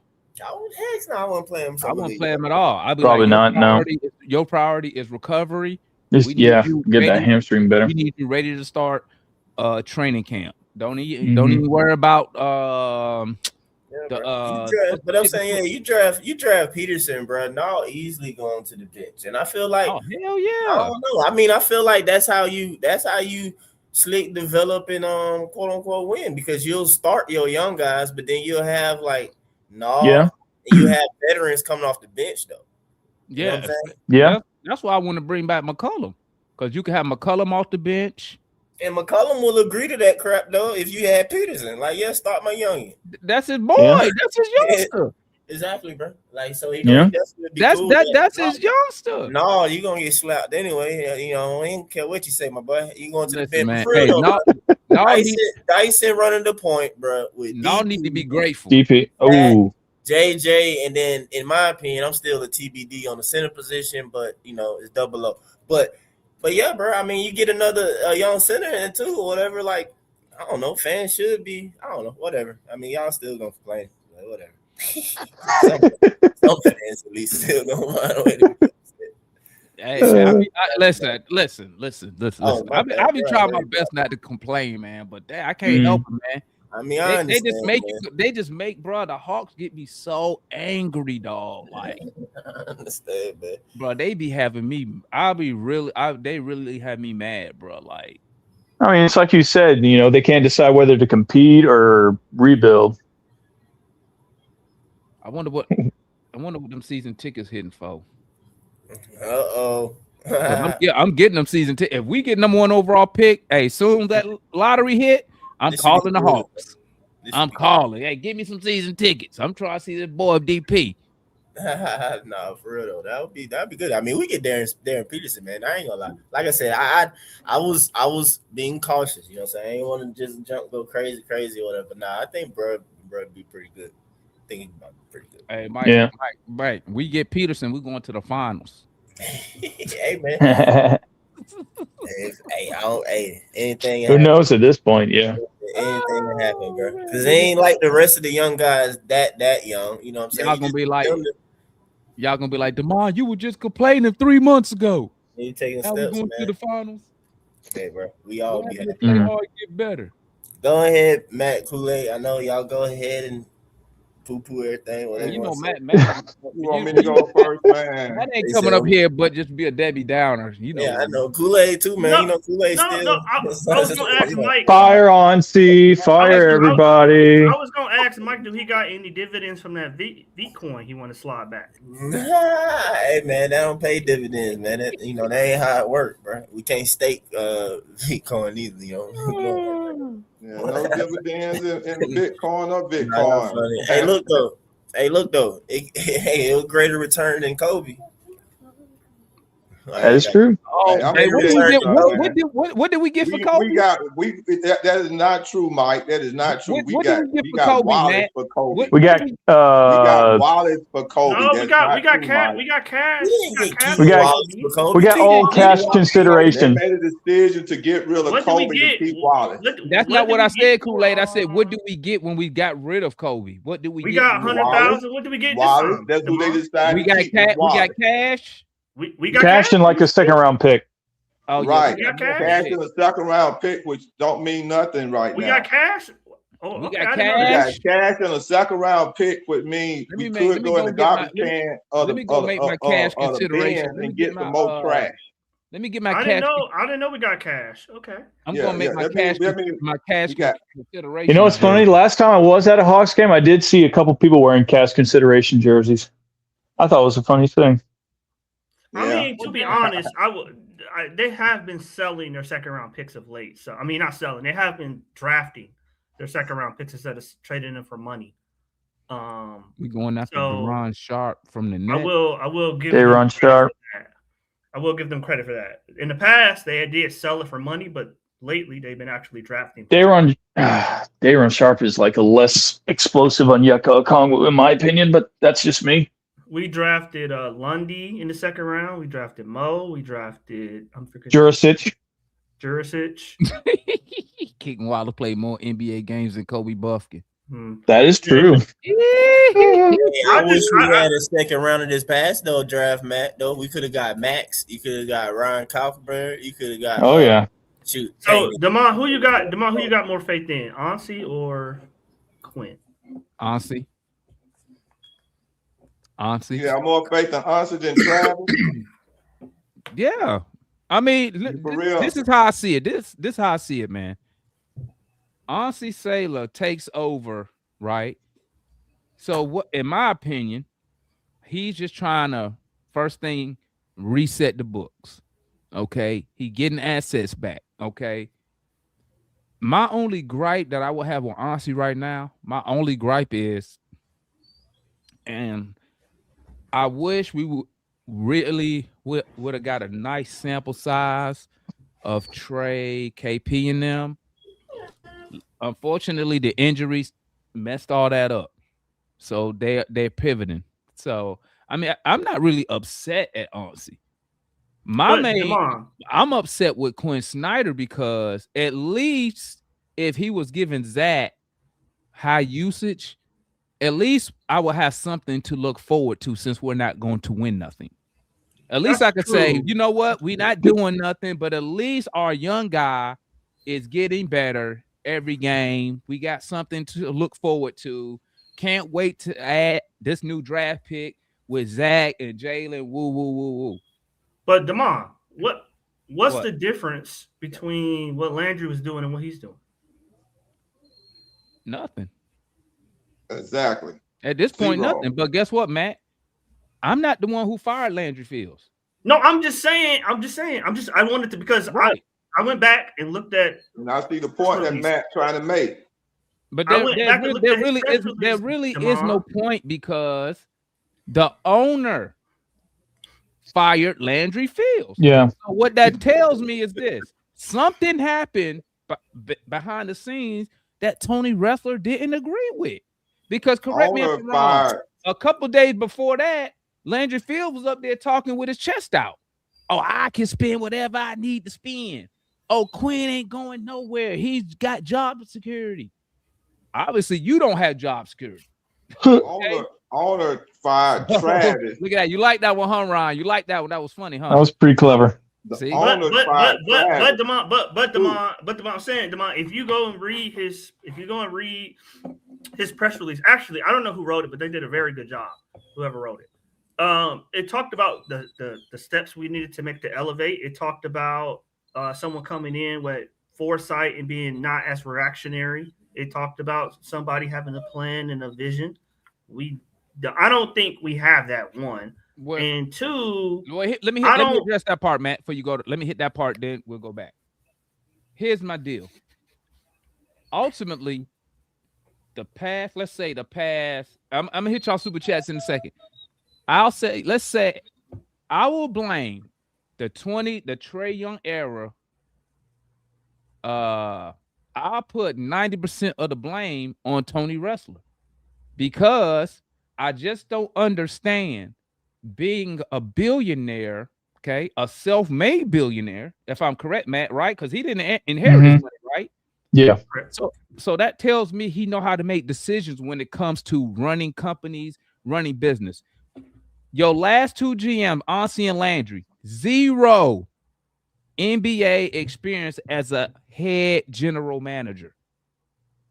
So why are we putting people in charge who's never done nothing at the NBA level? I'll put that on Tony. So of course you're gonna have the mistakes Landry made. We'll put the not having Siakam. That's either Landry or Quinn. It's one of them. Why we didn't get him. Okay. What bad trades would you put on Ansi? Ansi ain't really missed on nothing. Now we don't need him. You can debate the Dyson extension today, right? But if Dyson picks up a 3-point shot next year, that 20, I mean, he could easily do a 360 like Josh Giddey did. And then that $25 million don't look so bad. He's not Josh Giddey. But okay, I'm but not Damon, saying okay. I don't think I don't think Ansi has done nothing right now to where I'm like, This dude's stupid. He don't know what Oh, he's to doing. me, he's done a lot of things. What? Like what? A lot. That's of just because Like you're a what? Debbie Like Downer, what? Matt. No. He missed out. He missed out on the trade. He missed out on the trade. Let's go back. beginning of the year. Let's go When back he to the went, top. when he Okay. traded for KP He and got your chose to boy get. from Georgia, that was a missed trade. He That was a tried missed to. I'll decision right touch there. on that too. He tried to get. I mean, he got KP instead of getting Malik Monk. Right. We know why he got KP. We know why they got KP. I know for the money. I got the money. Why they got KP. Come on, Matt. Yeah, you know why he the got money. KP because The he money. expiring contract. Come on. Okay, now. the money. The money. That was money. Two, Why he just didn't draft the center? as you always say, Damon, if you're not going to sign a dude to a contract, you need to trade him. So why we just didn't draft the center? That too, Kool-Aid. But we should have. We took Zach. We took Zach. That's why. Well, I ain't talking about Zach. We're talking about in that trade with KP. There was no center. There was no center. We should have got. There was no center. The Chinese guy. We could have drafted a center, but we took. There's no center that should have went number 1 overall. No. That's not true. I'm fine with Zach. I'm not talking about Zach. That's not true. That's not true. Landry was in charge back then. I'm not talking about that. I'm talking about since Aussie got in charge. That's not true. You're talking about the draft this year when he should have took. So Trae Young. 3 centers could have went number 1. 3 centers could have went number 1. If you knew Trae Young, what did like to me, Damon, and everybody. To me, if I take the GM job, right, I already have a vision for how I want the team to be built. I already know the players that fit and don't fit. I don't think he just came to this realization that Trae didn't fit. If he did, we got another problem. But no, I don't really think I'm gonna be. This is just my personal opinion. I don't really think it was the fit. I really believe they just didn't want to pay Trae Young. They didn't think Trae Young was worth the money he was asking. But okay. So fine. And you can't win with a 5'11" guard as your best player. If you knew that, if you knew that 4 months ago. I'm gonna show you. Somebody gonna show you. Well, I mean, here's the deal. You know, Matt, behind the scenes, you know, you just can't take these players like Trae and other star players and just jerk them around like that. You know that because agents talk. Players talk. Agents can mess up your franchise as a general manager when you do players dirty. But I'm saying have a conversation with Trae. Sit down with Trae. And this is what I believe. This just is my opinion. I believe, and I think I set it up here. They said we're going to give this a run. If Trae can make something happen, we'll talk some extension shit. Because didn't I say all Trae Young? If he want to get paid, he need to win games. Now, unfortunately, he gets hurt. Unfortunately, KP got every damn disease in the world, including arthritis now, that he missing a lot of games, and it didn't work. And I'm seeing them say, you know what? We're going to go ahead and move on. And I also believe Trae Young. Now, I believe Trae Young when he says he just thought it was time to move on also. He didn't want the Hawks to wait to the end of the year and get nothing. Do nothing. Yeah, because he didn't get the contract that was guaranteed him from Landry. But Landry had guaranteed him to get paid, and he didn't get it. What? Damon, he did. Well, honestly said he said that the front office, they're analytically driven. He said they ran Trae Young and KP advanced metrics to some analytical model. And they told them that they was going to win a certain number of games, and they weren't on that pace, so they decided to pivot. Right, because analytics don't factor in injuries. Analytics don't factor in if you're going to go cold. Analytics are numbers of stuff you've already done. Analytics, in my opinion, can't really predict what you're going to do. It's just an assumption. That's the same thing Travis did when he traded Luka Doncic for Trae. He said his team ran the numbers. That was not a true trade. He ran the numbers through the analytics thing, man. And it said the Hawks should end up one of those picks should be a Travis top was pick. going to take. We saw how that happened. Trae Young day one. That was not. No, they wasn't, Kool-Aid. You can stop that there, now. bro. It was not. We ain't gonna argue about it. I was already there. We already had made a decision on it. Yes, it was. He already had made up his mind to. He had already made up his mind to develop a Golden State team with Trae Young been the beginning and the head of that team like a Curry. We had already talked about it. We had already went through it. I was there. That is true. Though. That is true. Okay, that is true. That's straight up true. The only reason Luka Doncic came into it because Dallas owner wanted him. Why you weren't there when they traded this nigga then? I was there, huh? Why you weren't there when they traded Trae Young then? When you talking about? Talking about now? No, last year when they traded Trae. Yeah, no. Why you weren't there? You talking about now? When they trade Trae Young, Kool-Aid. Man, he heard you, man, the first time, man. Why you wasn't there? If you got connected, you the reason Trae Young was here, and you upset they traded Trae Young. Why you wasn't talking to Tony and saying, "Bro, trade my guy, man"? No, that wasn't the conversation. The conversation was to correct you on the Luka and Trae Young trade. It wasn't about right now. Because what's going on right now is totally different. It's idiotic. This is idiotic ownership and management. What is going on right now? I don't want to be a part of. Well, I'm not there because I want to be a part of the stupidity. Man, you ain't going nowhere. You ain't going okay. Nowhere. I'm not being part of it because you sound like me. It's too much confusion. You know where you gonna be at, Let me tell you something. You know where you gonna be at? I just was trying to correct you on the Luka Trae Young trade. All this other, you ain't all gonna correct me on it because what I said. Demond, you don't think that's what true? I said? Let me tell you what I said. I said Travis Link.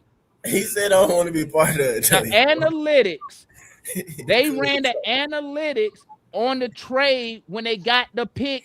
The picks, one of them, the analytics told Travis one of those picks was going to be in the top 5.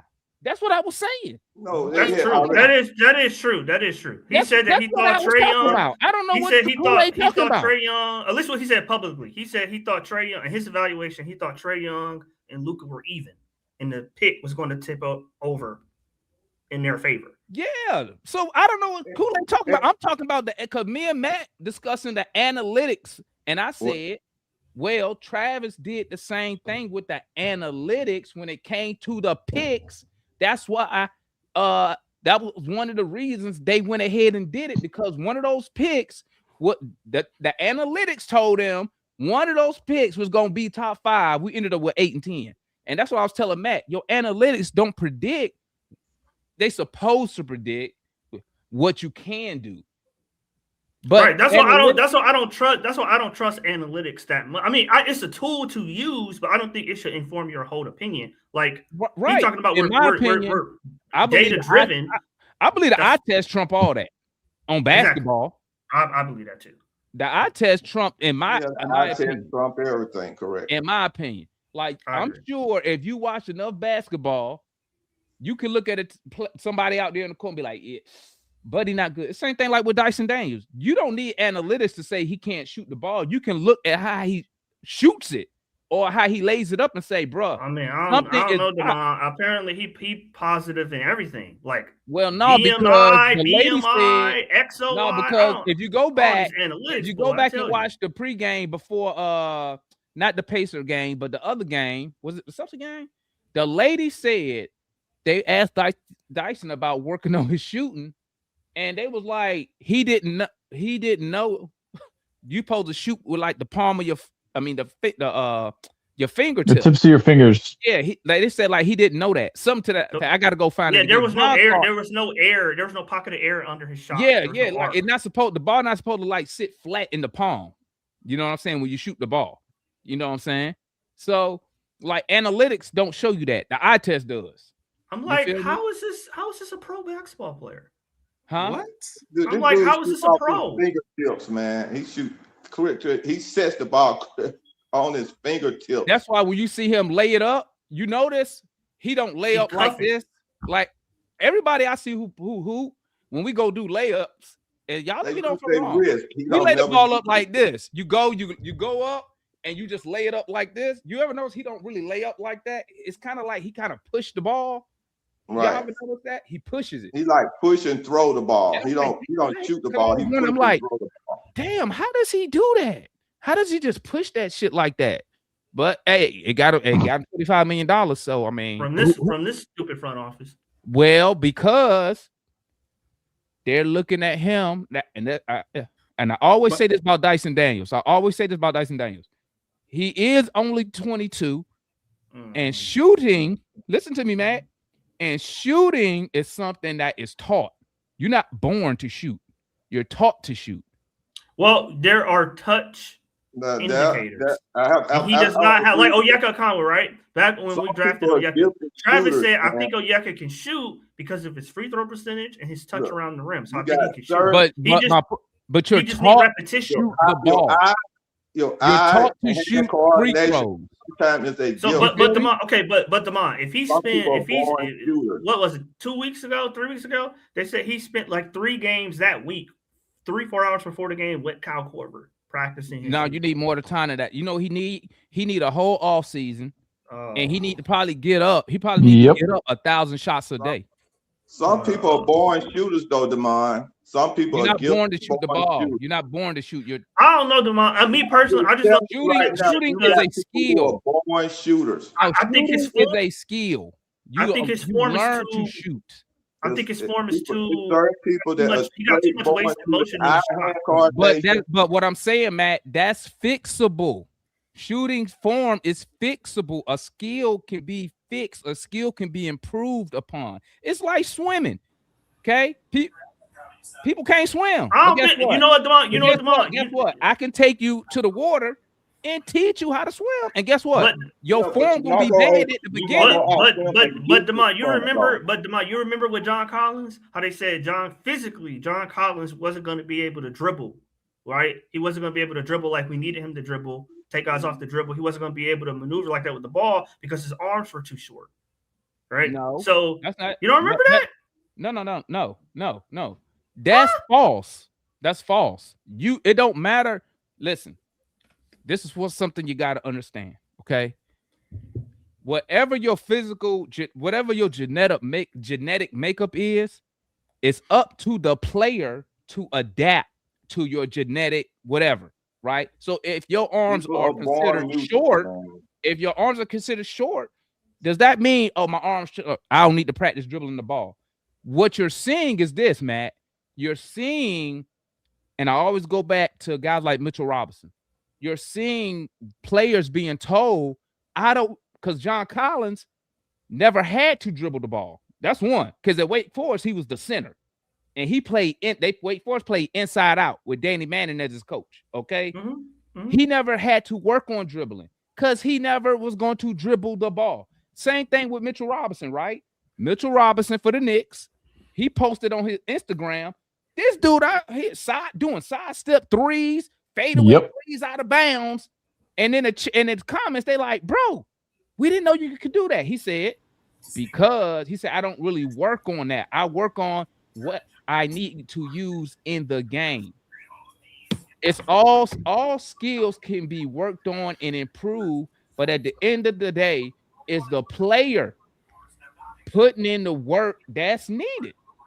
And a lot of times these players don't do it. Bro, that KG shit was so on point today, bro. 30 minutes with a trainer that don't make you better. That don't make you better. He was a gifted shooter, though. Ain't no such thing as a gifted shooter because guess what? Your best shooter of all time. Okay. I'm just telling you Steph Curry, Kool-Aid, Steph Curry. Okay. Steph Curry said he used to shoot like this. All dudes who skinny and weak usually shoot the ball like this from their chest because they weak. What? That's how Curry used to shoot. Singer, man. Curry said he used to shoot. To practice to sing. You're not gonna sing better. I'm gonna tell you what Curry said. Curry said he used to shoot from his chest because he was too weak. And his dad said, if you think you want to be an NBA player, your release need to be up here. So Curry spent all summer. I think he was a sophomore in high school, a junior, one of them. All summer in the backyard shooting up here with a high release, and his mama said he was shooting so much he was crying. Bro, you got to work on that. You're not born to shoot like that. You're not born to shoot like a Steph Curry. That's work because it's a But it's a skill. gift in him, man. It ain't a gift. You know what the gift is? You know what No, the gift the is? gift was having a Man-eye professional coordination father gift, who man. know how It's to different from do it everybody and else, been man. down that path before. There you go. They That's built the gift. it. That's the gift. Yep. And then That's the you gift. feel That's the gift. it's the inner energy that comes out of a person that makes him, when you have a better game than others, it's the inner energy that comes out, bro. I'm just trying to tell energy. you, dude. I'm What? just trying to tell you. Yes. Kool-Aid I've over here been there talking about before. Kool-Aid over here talking about niggas got auras and shit. I You was gotta have that somewhat aura, concept Tank. of a gifted Tank born don't shooter. got that aura. It wasn't. If someone had tampered with the way I shot my shot, it would throw me off. When I was shooting from my gift or what came straight out of me, I was a better shooter. Hold up, say that last part. I didn't hear you. You said what threw you off? I said I was a gifted shooter. When my gifted shot came like a Jokic shot where I shot from behind my head. And that's where my gift came from. And my inner feeling of my hand-eye coordination was a natural shooting. It was a gift. Dyson can shoot better than you, though, Kool-Aid. Huh? No, Dyson can't outshoot me, bro. Dyson cannot. I'm telling you right now, Dyson cannot outshoot me. He might can defend me, hey, listen, but he can't outshoot me. Hey, I ain't even go. Listen. Hey, I ain't even gonna lie. I don't have no 3-point shot. I don't have no ups. But my short range and stuff like that, if I get it going, it don't be very hard to stop. Hey, it ain't too hard for all us to go here. And I'm 67 years. And I'm 67 years old. Let me tell you something. I'm 67 years old, barrel and 6 feet tall, and I can outshoot Dyson. Hey, listen, I ain't outside the paint. I ain't even gonna hold that against you because it ain't too hard to shoot 10%. I mean, that's 1 out of 10. Who can't shoot 10%? Hey, Tank, let me ask my boy Tank. Hey, Tank. If I give you 100 shots from the 3-point line, at 67 years old, I'm practically a 30 to 40%. Come on, though, man. You know, you see them folks, man, do different, man, when they not in the game, and they just be practicing at the gym. You already know what it is. RJ. If I give you 100 shots from the 3-point line, can you hit 2 of them? Oh, damn, Skippy. Damn, and I'm only saying that because Dyson's 3-point shots be wide open. Yeah, hold on. Dyson can hit it too, though. Dyson can hit it. I'm about to try. I'm about to try y'all, but heck, not in no NBA basketball game. I didn't say that. I didn't say NBA game. I didn't say NBA game. Down the court from an NBA game. You give me 100 shots. I didn't say the NBA game. I didn't say could you shoot 3. I didn't say the NBA game. Along the 3-point line. Hey, but you know what, man? Look, when Kispert came in and played the way he played, Vic's days were numbered, man. His days was numbered. That's all it was, man. Vic lost his job to Corey Kispert, man. He wasn't even playing. He wasn't even playing. Hey, Matt, you see this, Matt? Bruh.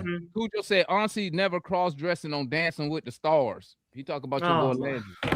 Demar. What was the difference between Luke and what's his name? He got personality, Demar. Kispert. What's the difference between Kispert and V? That's some kind of personality. Kispert's more selfish. Kispert's more selfish. Kispert will shoot it. That's for sure. Vic only cost you $2 million this year. I don't think it was that Kool-Aid. I think he did like Vic. I think he did like Vic. Like Vic. You know how many times we were begging. So this trades because of next year, next season. Quinn to pay Vic Frenchie.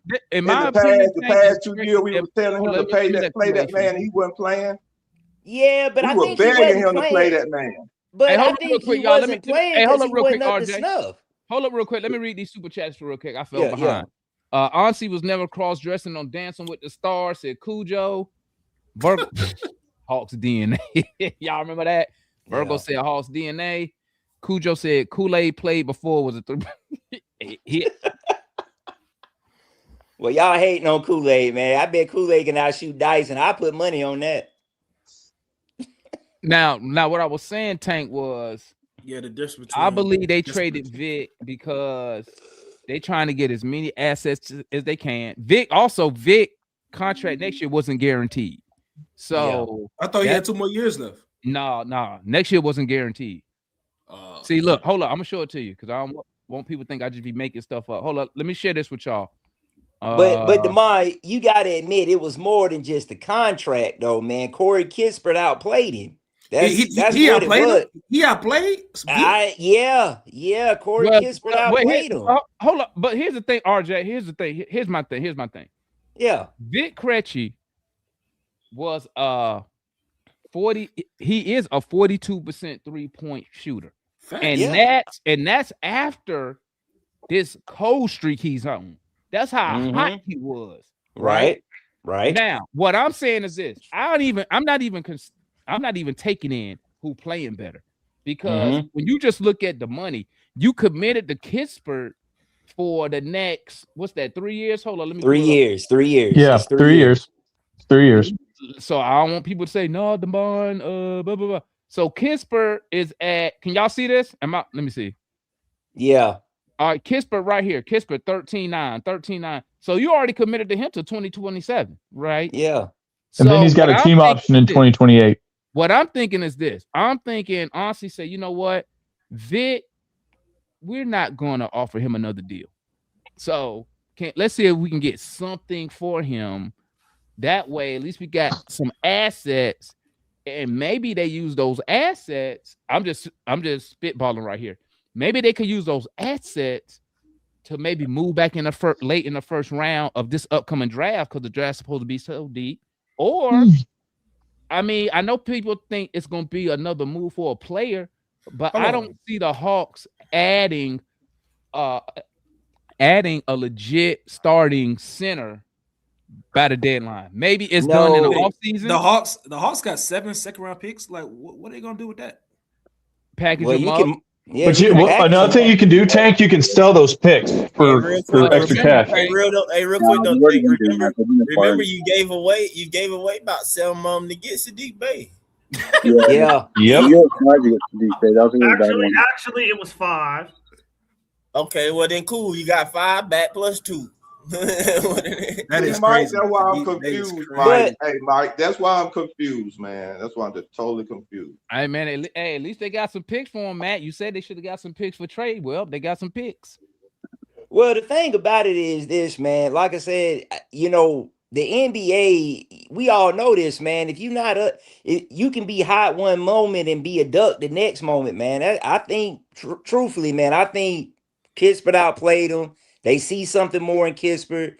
That made him expendable at that point. That's all it was. That's all it was to me. Let me ask you this, RJ. From what you've seen from Kispert, right? Yeah. From what you saw from him, what he's done with the Hawks. Yeah. Do you think he worth $14 million for the next 3? No. Yeah. Okay. Tank.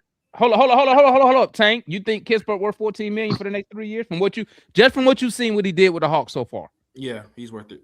What about you, Murs? Do you think Kispert worth $14 million from what you just for the Hawks, not what he done with the Wizards? Sure. Ron? Yeah, I'd say so. Kool-Aid? Nope. Matt? No. Mike? Real quick, I think he can be, because of Quinn gonna make him shoot a lot more, and everybody shoot better, and points go up slightly under Quinn, right, Matt? Matt, why you don't think Kispert worth the $14 million? I don't think he's a good defender. I don't think he's a plus rebounder. I don't think he's a passer. If he's not making a shot, he becomes a one-way player. That's exactly what Veet was. Veet was a better defender. I'm paying $11 million more. He's not a bad defender though. He's not bad. He gives effort. But at the same time, Quinn not the coach who's going to necessarily develop. He gave effort. Okay, I agree with Mike. Does he rebound? But here's my thing though. Here's my thing with Vit's offensive game. I think, Mike, you always say this. European players got to be more selfish, bro. He wasn't selfish enough. There was plenty of times, man, Vit would go to the paint and he's always looking for the right play. That's good in a sense. But every once in a while, bro, you got to be like, look, man, this is my shot. And I'm going to take my shot. And I think you get that with Kispert. Kispert is not just a 3-point shooter. He can drive to the lane. And I think his defense is better. I think it's RJ, defense is better. RJ, don't we got a lot of guys like that, RJ? Can I say this? Can I say this right here? No, we need more guys like that. We don't. I'm strictly talking about this is my shot. I'm gonna take it. We got a lot of guys like that. No, we don't. No, we don't. Zach's not No, we don't. guy. What? Can I say this? Can I say this? We don't have dogs on our team like that, bro. Yeah, we don't have dogs. Let me say this. TJ, JJ, and who was it? No, they took 66 shots. The only dog on this team is Nah. Nah is the only real dog on this team. Look, can I say this?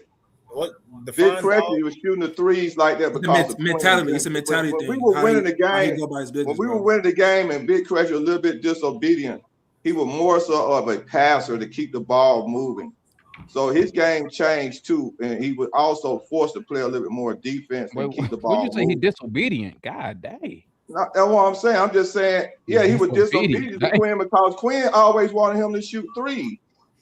What we were arguing him about was passing the ball. Big Cretchy getting the ball, making plays, keeping the ball moving. Quinn did not want that. Quinn wanted him to catch and shoot, catch and shoot, catch and shoot. As he should. As he should. No, but that was not his game. You got to understand Big Cretchy's mindset first as a point guard. His concept was based off of passing, and he's a big. His concept. He's not a point guard. He's not a point guard. Look, the games last, and I always have to go to the games that we won. At the games we won. At V. Cretchy's basketball heart, bro, he is a shooting guard. He's a shooting guard. He plays point guard. No, he played point guard, Tank. He plays point guard. He played point guard, but he ain't got the point guard skills. He ain't got the skills. But you're not hearing what we're saying, though. I hear what you're saying. Big Cretchy's core as a basketball player and hooper is to be a passer. Okay. The position that we put him in as an Atlanta Hawk is not that. So he has to basically be something that he's not necessarily, which is he did give him credit for, did a good job of like basically making himself into a shooter and a wing player. But Corey Kispert, though, is at heart, though, a wing guy, though. Do you see when he attacked closeouts? I'm not necessarily a 100% fan of it, but when Corey Kispert attacked closeout, it is 90% to 100% for him to go and score at the rim. V. Cretchy attacks a closeout, he is swinging the ball. If he ain't pulling it on that first initial, he is now basically going to dribble, penetrate to swing the ball. Corey Kispert would get it. It's going to be a shoot, sidestep, try and shoot it, or he's going to the hole and he's going to finish it at the rim. Mike, do you see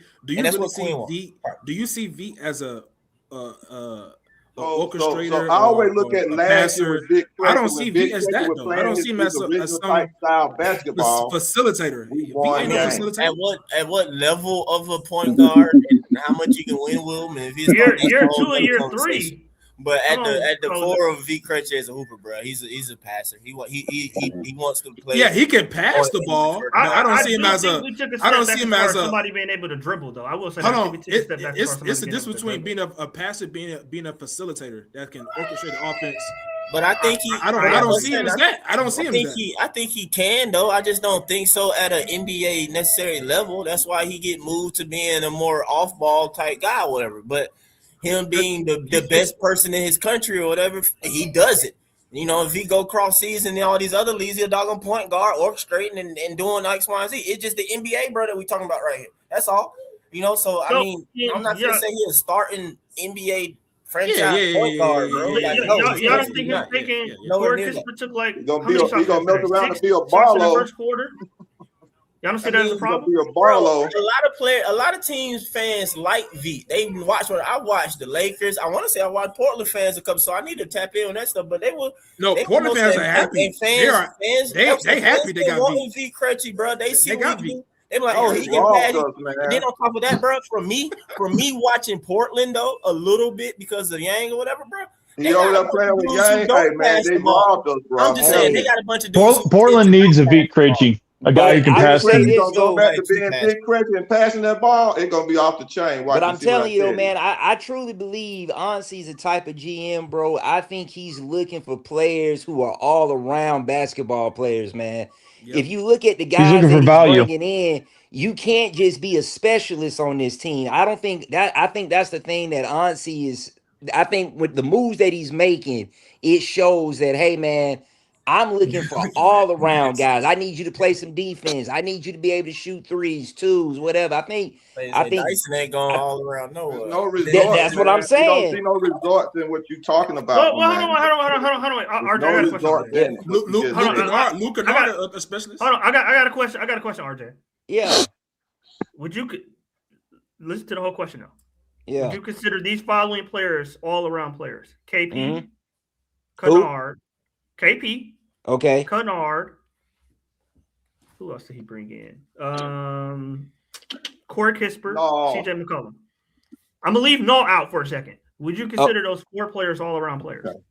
I would consider those players. They would have more skill. I wouldn't say necessarily. You're right. I wouldn't consider them all around players, but I would say I wouldn't call them except for Kennard. The rest of them I wouldn't call specialists though. I wouldn't just call them specialists. Players in Krejci, though. That's the big thing. Yeah, better basketball players in Heat.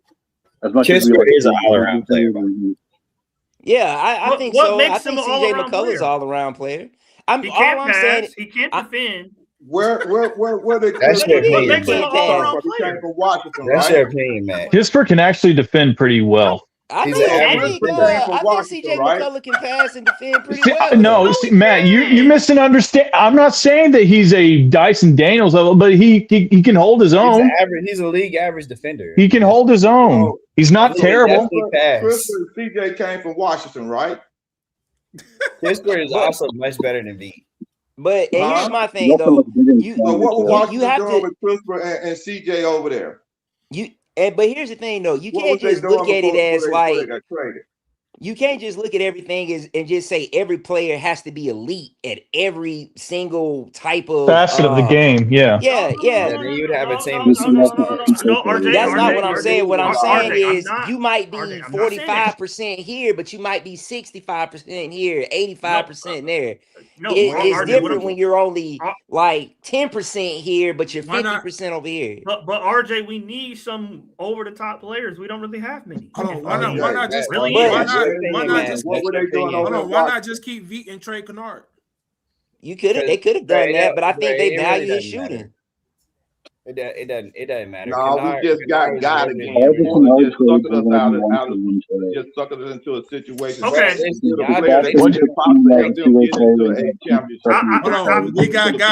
We got when the Hawks took Michigan over. Bro, they turned V. Krejci from a G leaguer to second round every time. Zach is a good player. Zach is a good player. He's not better than Sar though. He ain't better. I do want to ask. I don't know, Zach. Man, give Zach a reach. He ain't better than Sar. He not better than Sar. I see the potential. We fucked up on that one, bro. But Bruce Ellis is better than both of them. Because Brad Rowland said it too. Like we took Bruce Ellis is better than both of them. He was in that class. Holland is better than them guys. That's a great return for a dude. Also, your boy who played for San Antonio in that class is better than those guys. You know what we get missed out on the real guys in that class. The eye test. Okay, I got a question for the panel. Okay, at the beginning of the season, I don't think anybody up here has Charlotte better than the Hawks coming into the season, injuries notwithstanding, right? So, if y'all looked at the standings in the last 2 days, Charlotte is gaining steam. They're 1 game behind us, right? So would you guys be disappointed if the Hawks didn't make the play-in and Charlotte did? The Hawks are going to make the play-in, man. I just if they did not, they're 1 game out of the play-in. Charlotte. It's one game out of the plane from swapping with Atlanta. Hold You on. gotta stop with What's these the question, Matt? What's the question, Matt? What's the question? Put your internal optimism aside, Jay. Put your internal optimism aside. I'm asking a question about a team that's one game out. Hold on, Matt. What's the question though, Matt? I'm asking, the question is stupid, bro. Don't would even, you bro, be because you disappointed asking, if the Hawks didn't make the play-in tournament? Like, bro. Would you be disappointed? Hold on, Jay. Matt, would you be disappointed if the Hawks did not make the play-in? Stop. No, I would You're not be. asking I would not be water disappointed. wet questions, bro. If the Hawks didn't make the play-in, period, it didn't matter who made it in over them. It'd be a disappointment. So Tank just said no. That's why I asked the everybody. question itself is just silly. It's I don't care. It doesn't matter who makes it in over you. Tank just said no, Jay. I would not He don't think like you, Jay. I don't think he said no. I don't care. That's why I asked. Bro, if you don't make the play-in, mean, it doesn't matter who makes it under you. It's a disappointment. This season, this whole season is a disappointment, bro. Yeah. Play hard, get better. I'm gonna be honest with y'all. Listen, I came in, saw the acquisitions. I thought we was gonna make some noise. I know I was the ringleader. Talk about we finna win all this shit. You feel me? We finna do this. We finna do that. And guess what? You know what's so crazy? You trade Trey Young, you trade Vic Krejci, whatever the other else shit we do. You know what's so funny about this shit? It don't matter what we do. We always end up in the same motherfucking spot. Yeah. And we might not. It don't even matter, bro. By the end of the season, bro. By the end of the season, you know what we finna be at? In the play-in. 9th or 10th seed. We may not. We gonna be around 40 wins. It's the same, bro. It don't matter what we do. It don't matter who we got on the team. We do it play don't some more times. Well, you got the defense. You don't got Trey Young. You play a team with 12 wins. Okay. That boy, I didn't even know Walker could score the ball like that till last night. Hey, the look, defense though. is still trash. We still off on defense. Only thing left to do, guys, is to get a new coach. You done swapped out all the players now. Hey, bro. I think that's the next move, Damon. If we get a new coach, I cannot wait for the next excuse. It's going. Hey, man, all I can say is, I mean, I hear y'all on the new coach thing, but bro, them centers in that Indiana game were awful, man. Mo Gay's offensive game needs y'all heard what work. Quinn said. Bro, his offensive game is trash, and so is Christian Coloco. Their offensive game. Mo and Coloco are not good offensive guys at all. They're not the reason we losing. The reason, I'm just talking about that game, bro. Demond, bro. Let's be honest here. The personnel we had 7-footers here. Okay, listen. The Hawks trying to be cheap, man. They trying to be cheap. Listen, he didn't have to go. Where did he find Coloco at? It ain't no 7-footers out there. Hold on. Where did he find Coloco at? Miles Here's the thing. Miles Turner's not good either. Y'all knew, everybody on the Hawk, every Hawk fan knew we needed a Miles Turner's not good last year. We didn't address it. I mean, bro, but Demar, it wasn't the Hawks can't account for KP missing all of this time and Dante. Yes, they can. You know why, Jay? At first I was like that, but you know what I was thinking? And then Trey Young got hurt. I was thinking on the way home. I was like, there is no way Porzingis missed that time with the Celtics, and you as a general manager didn't have your medical team check on this guy. He didn't just get. You don't know how bad it was, so he came in the building. He just didn't get the pops yesterday. Because guess what? But Demar, did you hear what Ansi said when they asked him, was it disappointing on 92? He's like, I mean, it is, because I don't think they knew, they didn't anticipate that his posture was sick. And let me tell you something, Jay. I bet nobody knew that. Nobody knew that, especially after you've seen him play every game. I bet you $1,000 right now. If you put a Latvia jersey on him, he gonna be healthy as fuck and play 10 games right now. That's what I'm saying, bro. He played all the EuroBasket games, and then he put on a jersey that say Atlanta, and now all the flood. Now he can't do shit. Now he got all right. It was probably them data. It's probably them data analytics. Jay, he 30 years old with arthritis. So he got arthritis. But I think the beat trade, I think the beat Krejci trade is just clearing space for another move. Bro, the Hawks are rebuilding. I don't think we done making moves. I agree, Jay, but what I'm saying is I don't expect nothing to happen at the deadline. Let me say it like this: nothing crazy. I don't think They might trade Nard. They might trade Nikhil Alexander Walker. I don't think they're gonna trade Nard. Honestly, just said he part of the core, Tank. I think let me tell you something, man. He just said he part of the core. No, I don't care how much you hate Nard, even though he can't pass. I don't care how much you hate a Conwu. Them dudes are value deals. They Ross niggas. You hear me? It's like we got them from Ross. Hey, Demond, can I say something on a You getting crazy production for $15 and $17 million. Bro, you can flip those. You can flip that them. Might be the next but there's no. one. But here's your thing. Flip them for what, Tank? What you gonna get right now? You can flip for something better. For what? What you getting right now? A big. You get a big for the kill. You can get a good big. Who? You just told me there's no 7-footers. Now you say I can get one. No, it's about you said about free agency though. Ain't Quinn's not like that, guys. There's no good free agency bigs out there. Man, look, you gotta trade for one. You gotta trade. Listen, I'm finna get these play hard, get better shirts, man. Okay.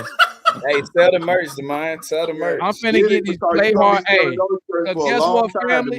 Family. Hey, we're gonna be playing hard and getting better for a minute. For real.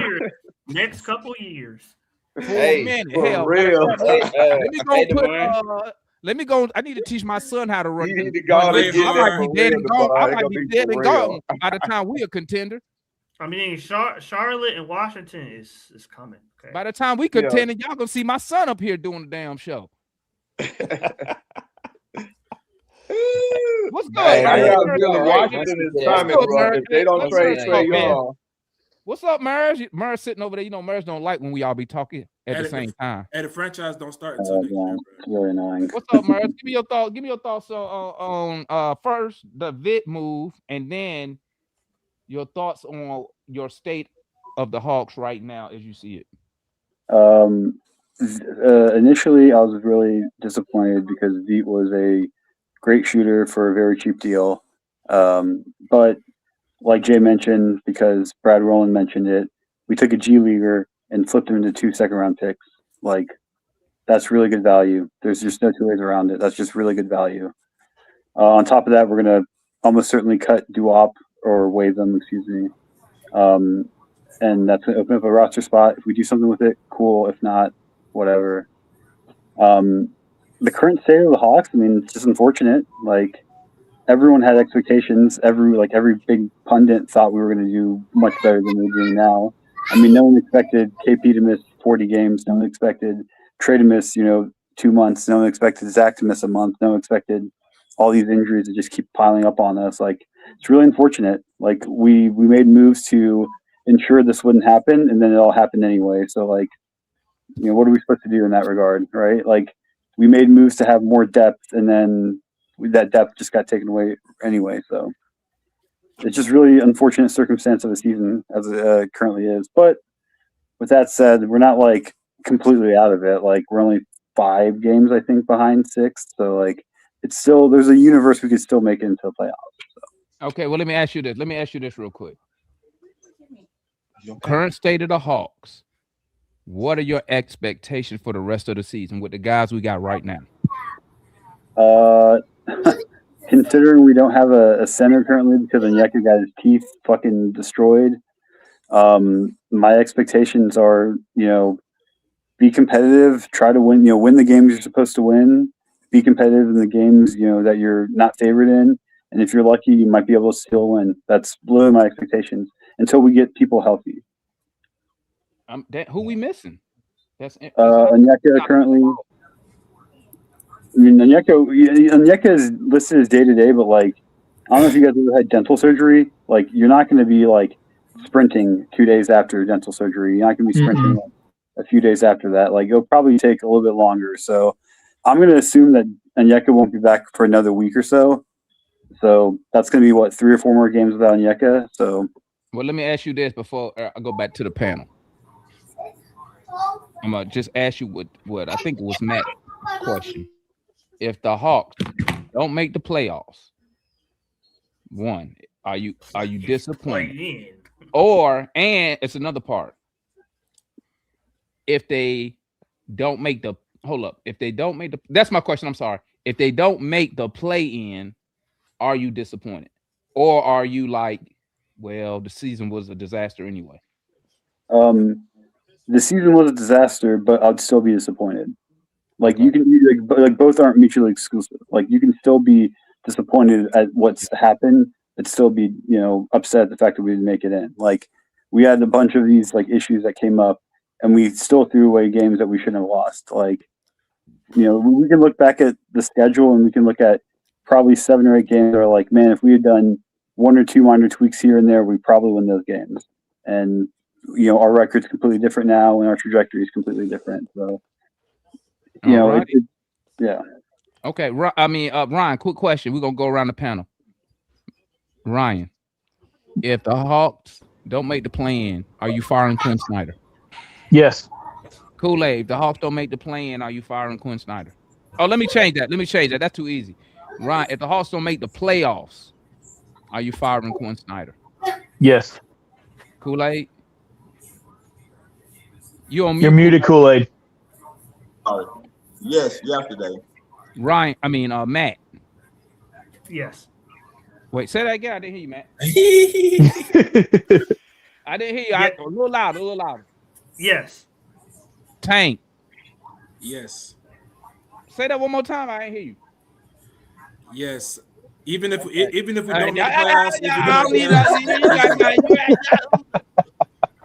I knew Tay was gonna try to ass up. Jay, don't make the play in it. Are you firing Quinn Snyder? Yes. Murs. Yeah, absolutely. RJ. No. Why not? I wouldn't fire him, man. I think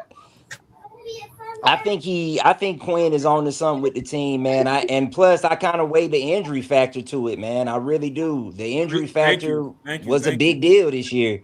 Trae Young was out for extended period of time. KP was out, and no one saw these injuries coming like that. So, we can sit back and say, oh, KP's injury history, but nobody knew he was going to be out like this. Thank you. So I would be willing to give Quinn Snyder one more year with the Hawks to see what happens. That's okay, just so me. do you trust?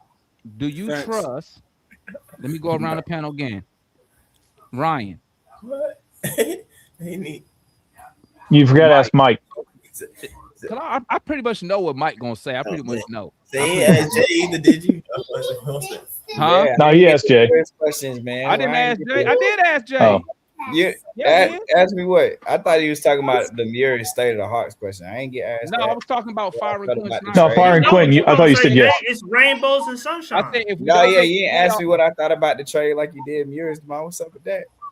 I didn't. No. We know it's gonna be rainbows and sunshine. Listen, Jay, I'm in my development. We know your thoughts. Moderator. We know your thoughts. Okay, I got you. We know what Jay going to do. And listen, Jay, I'm on year 3 of my developmental moderation. No. It's all good. I like the structure. I like it, Demar. Go ahead. What's your thoughts on the Vic move, and what's your thought on the Hawks going forward? The Vid move, I like Vid, so that one kind of caught me off guard. But then you peel back the layers of the onion. At the end of the day, the Hawks, I think that's going to be a part of a bigger move that comes this week. But the Hawks don't have no second round picks because they gave 5 away for Sadiq Bey. We've been light on second round picks for a minute, so you had to sell someone off. Y'all heard me say all year. I thought we just had one too many of those Vic Krejci, Luke Kennard type guys, and then once you got Corey Kispert, it don't really make sense. So I thought Kennard would be more likely to get moved, but I think he still could, So yeah, that one caught me off guard. But I guess even if you do nothing, you can cut Duop. I think he's an expiring. I haven't looked at his contract, and that will open up the spot that you need for Oko for the rest of the year. So, but yeah, I was shocked, man. I was like, dang, they traded my boy. They traded Bitcoin. He was having a good little season, but hey. All right, what's your thoughts on the Hawks with the current roster, and say they don't add nobody to the team? Well, if they don't thoughts add going anybody forward? to the team, then And I'm just talking about when I say that, I mean just to the end of the season. We know obviously they're gonna do right. something. Yeah, But if they don't add anybody to the team, I don't think I really feel too much differently about them without because I mean, when you say they don't add nobody to the team, am I assuming that Coloco stays on a two-way? yeah. Meaning they don't go get us a real big. Yeah, I think Coloco is just gonna be the next guy to get that B Krejci kind of deal. I mean, it just is what it is. Honestly, I don't think having Veet helps you, but I don't really like with Zach back. I don't think he was gonna play anyway. Somebody wasn't gonna play. And I also think Corey Kispert and Luke Kennard are just better players, and I'm just would rather see them play more. So it doesn't really change the outlook. So with this move, Jay and Murs, do y'all consider the Hawks in a rebuild mode right now? No. Murs? No. Hold on, let me ask Murs real quick. Murs, you think the Hawks are in a rebuild mode after this move of Vic Krejci and just acquiring draft picks instead of some type of impact player that can help the Hawks now?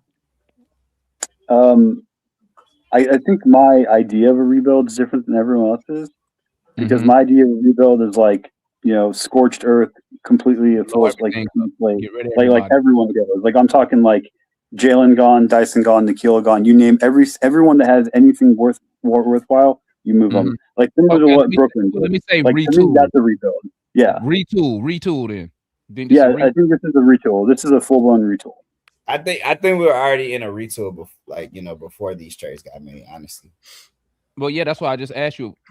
Yeah. I already thought we were in a retool. I thought we were the retool started when we moved off the When they traded Trey, we turned it into Tank, a retool. Tank, somebody got a question when for you you, had Tank. Trey, you were still retooling. Hey, Tank, they say you agree, Tank. So why you said you was gonna fire Quinn in, Tank? The reason why I said that because I just wanted to hear you guys' excuse when a new coach comes in.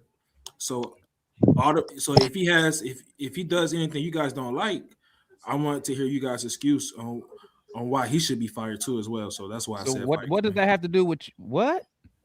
But I asked you your opinion. What's your opinion? Would you fire Quinn if the Hawks don't make the playoffs? Would you fire him? No, I would not fire him. And why you didn't just say that? Your ass was scared. Say it again. My shit froze. Oh, now his shit froze. Say it again. You heard what I said. I did not hear what you said. I said, then why you didn't just say no then? And I said, I know why. I said, because you were scared. No, I wasn't scared. But See, I like Quinn Snyder, bro. I just think he got a bad rap. Come on, man. He has a bad rap in Atlanta, man. I told y'all this personnel, this Hawks personnel, this personnel's not good. But Tank, he got a bad rep because he got a bad record. Because the personnel is not good. Bro, he been here 3 years. It's the GM's fault. That's not true. That's true too. It's the GM's fault. The GM's fault. Okay, so we can put that for all the coaches that get fired then. Yeah, I disagree with that. I think it go hand in hand. It go hand in hand. Okay, hold on. Murs, tell me why you disagree, and Matt, you tell me why you agree with Tank. Hold on, go ahead, Murs. Then we go Matt. So while you can blame the quality of players, and that's a very real thing you can do, you can also look at coaches like Eric Spoelstra and Rick Carlisle who can get maximum value out of absolute nobodies from the street. I'm not putting Quinn on that level though. So hold on. Let him finish. Go ahead. Go ahead. Hold on. Let him finish. So then at that point, Tank, you agree that Quinn is not a top tier coach. Yeah, his levels. I never put him on those levels though. I never put him on Coach Spo level or Carlisle. I never put him on that. So he's not championship caliber coach, is what you're telling me. No, he's not that. He's not that. Okay, so if he's not championship caliber coach, why don't we get a championship caliber coach in here, or someone that we think can be a championship caliber coach? Like who? I mean, there is, Mike Malone's out there. Mike Malone is available. He is the championship caliber coach. He did win. He's available. Is Mike Malone going to bring Jokic? Is he going to bring Jokic to the Hawks? No, but he could probably do something with our roster. I mean, he made Bruce Brown a good basketball player. What are you talking about? Hold on. Hold up, Matt. Why do you agree with Tank? With what Tank said? Don't respond to what Murr said. I want you to tell me why you agree with Tank. I agree with Tank because I think we have poor roster construction. I actually said to fire both of them, Quinn and Ansi. Fire both of them. Like Quinn does things that I don't like. I don't mind. If you let go Quinn, I don't care. Like, let me stop you right there. It don't hurt me, bro. Hold up. But Landry did most of the roster building. I think the moves that Ansi have made have been poor. I think most of them. They both made poor. Yeah, I mean, but the reason. Okay, my bad. Hold on. They both made poor decisions. Hold on. Go ahead, finish why you agree with Tank. My bad. I threw it off. Go ahead. Okay. I'm about to say that's separate. But the reason I said give Landry time was for a different reason because he tried to make a win now move and we had to recoup after it didn't work. All right, now why do you agree with Tank? I agree with Tank because I think they're both at fault. I think Quinn is at fault because as an X's and O's coach, I still think he's premier. I still think he's top tier. I agree. X's and O's wise. However, I don't think he's right for our roster. I think we have a young roster, and I think his system requires players to play without structure and read the game, play with each other, have rhythm. But we don't have players that, in my opinion, have the experience. I'm not gonna say IQ. They don't have the experience to play without structure. And I don't think he's going to give them structure and role definition. So correct me if I'm wrong. So what you just said was Quinn doesn't know how to develop younger guys. He needs to have veterans who can play on their own. I wouldn't put it like that. Am I in the ballpark? I won't use the word. Develop. No, that's not true. I won't use the word develop. What I think Quinn being nasty. He trying to set you up for that. I think Quinn lacks intentionality. Like I don't think he develops anybody on the roster. Like we don't play. Like we don't play in a. You hear all the words salad Matt gives. Maybe Matt ain't saying nothing, man. He ain't really saying nothing. It don't take this long to answer the question. He answered it. Okay. Hold on. Let me go. Ryan. Are you? How can I word it? Give me a letter grade for Aussie's decision making up till now. B+. We're gonna go around the panel. Kool-Aid, give me a letter grade for Aussie's decision making right now for the Hawks. A D.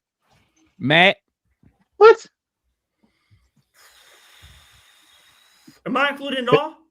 It don't. Yeah, it's not that hard, Matt. It's not that hard, bro. He has done. Give me a letter grade on it. A C-. Tank. C+. RJ. I give him an A. Murs, you be messing me up with that damn Matthew Gaither name. That's what in my head. I'll be ready to say Matt. Go ahead, Murs. Letter grade on what Ansi has done so far. I mean, Fox News analyst Matthew Gaither is pretty accurate. What are we talking about? Yeah, but I don't want to call you Matt. If it was some smart Matt Murris, but then I see Matt and I'd be like, Matt Murs. Go ahead. Yeah. I'll give Ansi an A. Yeah, no. Hold on. I'm gonna go back around. See, this is what happened when I got a moderated. Go ahead, Jay. This is I'd say I give him an A-. See, Tank used to the regular panel stuff. Jay, give me a letter grade. I give it an A-. A-. All right, who had the worst? Who said a D? Kool-Aid. Why Kool-Aid? Why he get a D? Because he messed up the whole thing that Landry and Trae Young had agreed to build this team. And when he made his picks not to pick the two centers in the draft pick was the decision that I came off of when he should have been getting those two centers to start the process of rebuilding this team. Oh my God. And the reason I give him another D is because every move he have made now is because it looked like a Coach Quinn move to turn this team into a veteran type style basketball team. Okay, our young boys are gonna be gone. It's gonna be our basketball team. All right, I got you. Let me swing it around. I'm gonna go RJ Murris. Yeah, that should be messing me up. I want to say Matt. RJ Murris, Jay, Matt. Tank ain't here. Ryan. Oh, Ryan. And then you Mike. Hear no, Tank. You hear or no? Said what? Never mind. RJ. Yo. RJ. Yo. Why you give Ansi an A? So First of basically, I'm all, just man, asking y'all about y'all letter grade. Why got you you. give? Hey, let's try to keep it 2 minutes, okay? Okay, RJ. got you. I give him an A just because, for one, you have to look at the situation he walked into. You walked into a situation where you traded majority of your draft picks away for DeJounte Murray, a deal that didn't necessarily work out for the team as a whole. The next thing is, bro, y'all can't tell me y'all don't love this potential top anywhere between 1 through 6 draft pick we just got, which is widely considered one of the best drafts in recent memory. You get it, you get an A for that. And then on top of that, man, I like the vision that I'm seeing with Ansi. He's looking for a longer team. He's looking for guys with size. And like I said before, I think he's looking for guys who provide more of a they basically provide, they're not just specialists, they do a lot more on the court. So for me, man, I give Ansi an A, man. I think he's done a phenomenal job, man. All right, Murs. Why you give Ansi that letter grade you gave him, my boy? So if we look back to the Dyson Daniels trade, everything from Jake Fisher to Mark Stein, they mentioned that Landry Fields really wasn't the leading voice in the GM room. It was a collaborative effort, and all the great moves that, in my opinion, started once Ansi got hired. I think Ansi had his hand in the Dyson Daniels trade, us getting Dyson Daniels over here. I think Ansi was smart enough to move DeAndre Hunter when he had maximum value, and we got picks and capital back in that regard. The KP trade was a good move. It just didn't work out, but it was a good move. Nall was a good move. He's done a lot of great things to retool our roster. But on top of that, Jalen Johnson at a flat 30 million and it doesn't rise is excellent. Dyson at a flat 25 and doesn't rise is excellent. Nikhil at a flat 15 is like excellent. Like those are a lot easier to construct a roster with. And of course, like the best thing he's done by absolute mile is absolutely rob New Orleans with that unprotected pick for next season. Like, or not next season, this coming draft. So, yeah, I think Ansi's done a lot of excellent things to position itself in a better circumstance than we once were. Like RJ said, like we got fucking hosed 4 years ago with the DeJounte Murray trade. We basically had no future, and now. And Damon, I'm going to take your words now. He's like, you said the future is looking bright last summer, so the future is looking even better now that we have unprotected first coming our way. So, all right, Jay. You on mute? Why you on mute, Jay? Yeah, my bad. What was the question? Ansi that letter grade. What was the letter grade you gave him again? I gave him an A minus. Talk to me. Hey, keep it 2 minutes, Jay. You long. I got you. Yeah. You unmute again, Jay. You muted yourself. I keep pushing the same button. I just like the moves he's made. I know. Like he took over him. Maybe Landry Fields because he was a part of the regime that did it. They kind of started in the red, and honestly, when we got back in all the trades that we made in association with DeJounte Murray, we've kind of gotten back. Like everything so far has been better than what we gave up. I mean, you think I didn't include Kevin Huerter because they tried to save the money. That became the pick that got us the Pelicans pick. In the second DeJounte Murray trade, it looks like the least favorable of the Bucks and Pelicans is gonna be better than our pick anyway. So I don't lose sleep over that. I thought it was time to get off the Trae Young contract. It's not that Trae's a bad player. It's just it was time for it's better things in the new era that you can do for the $50 million than pay Trae Young. I mean, it just is what it is. For these books, it just be a deep team. Let's see what happens next year. I mean, but yeah, it's not. I don't really hate any of the moves. Everything so far makes sense. I see the vision. I see what they're going for, and I like it. So A minus. All righty, Matt.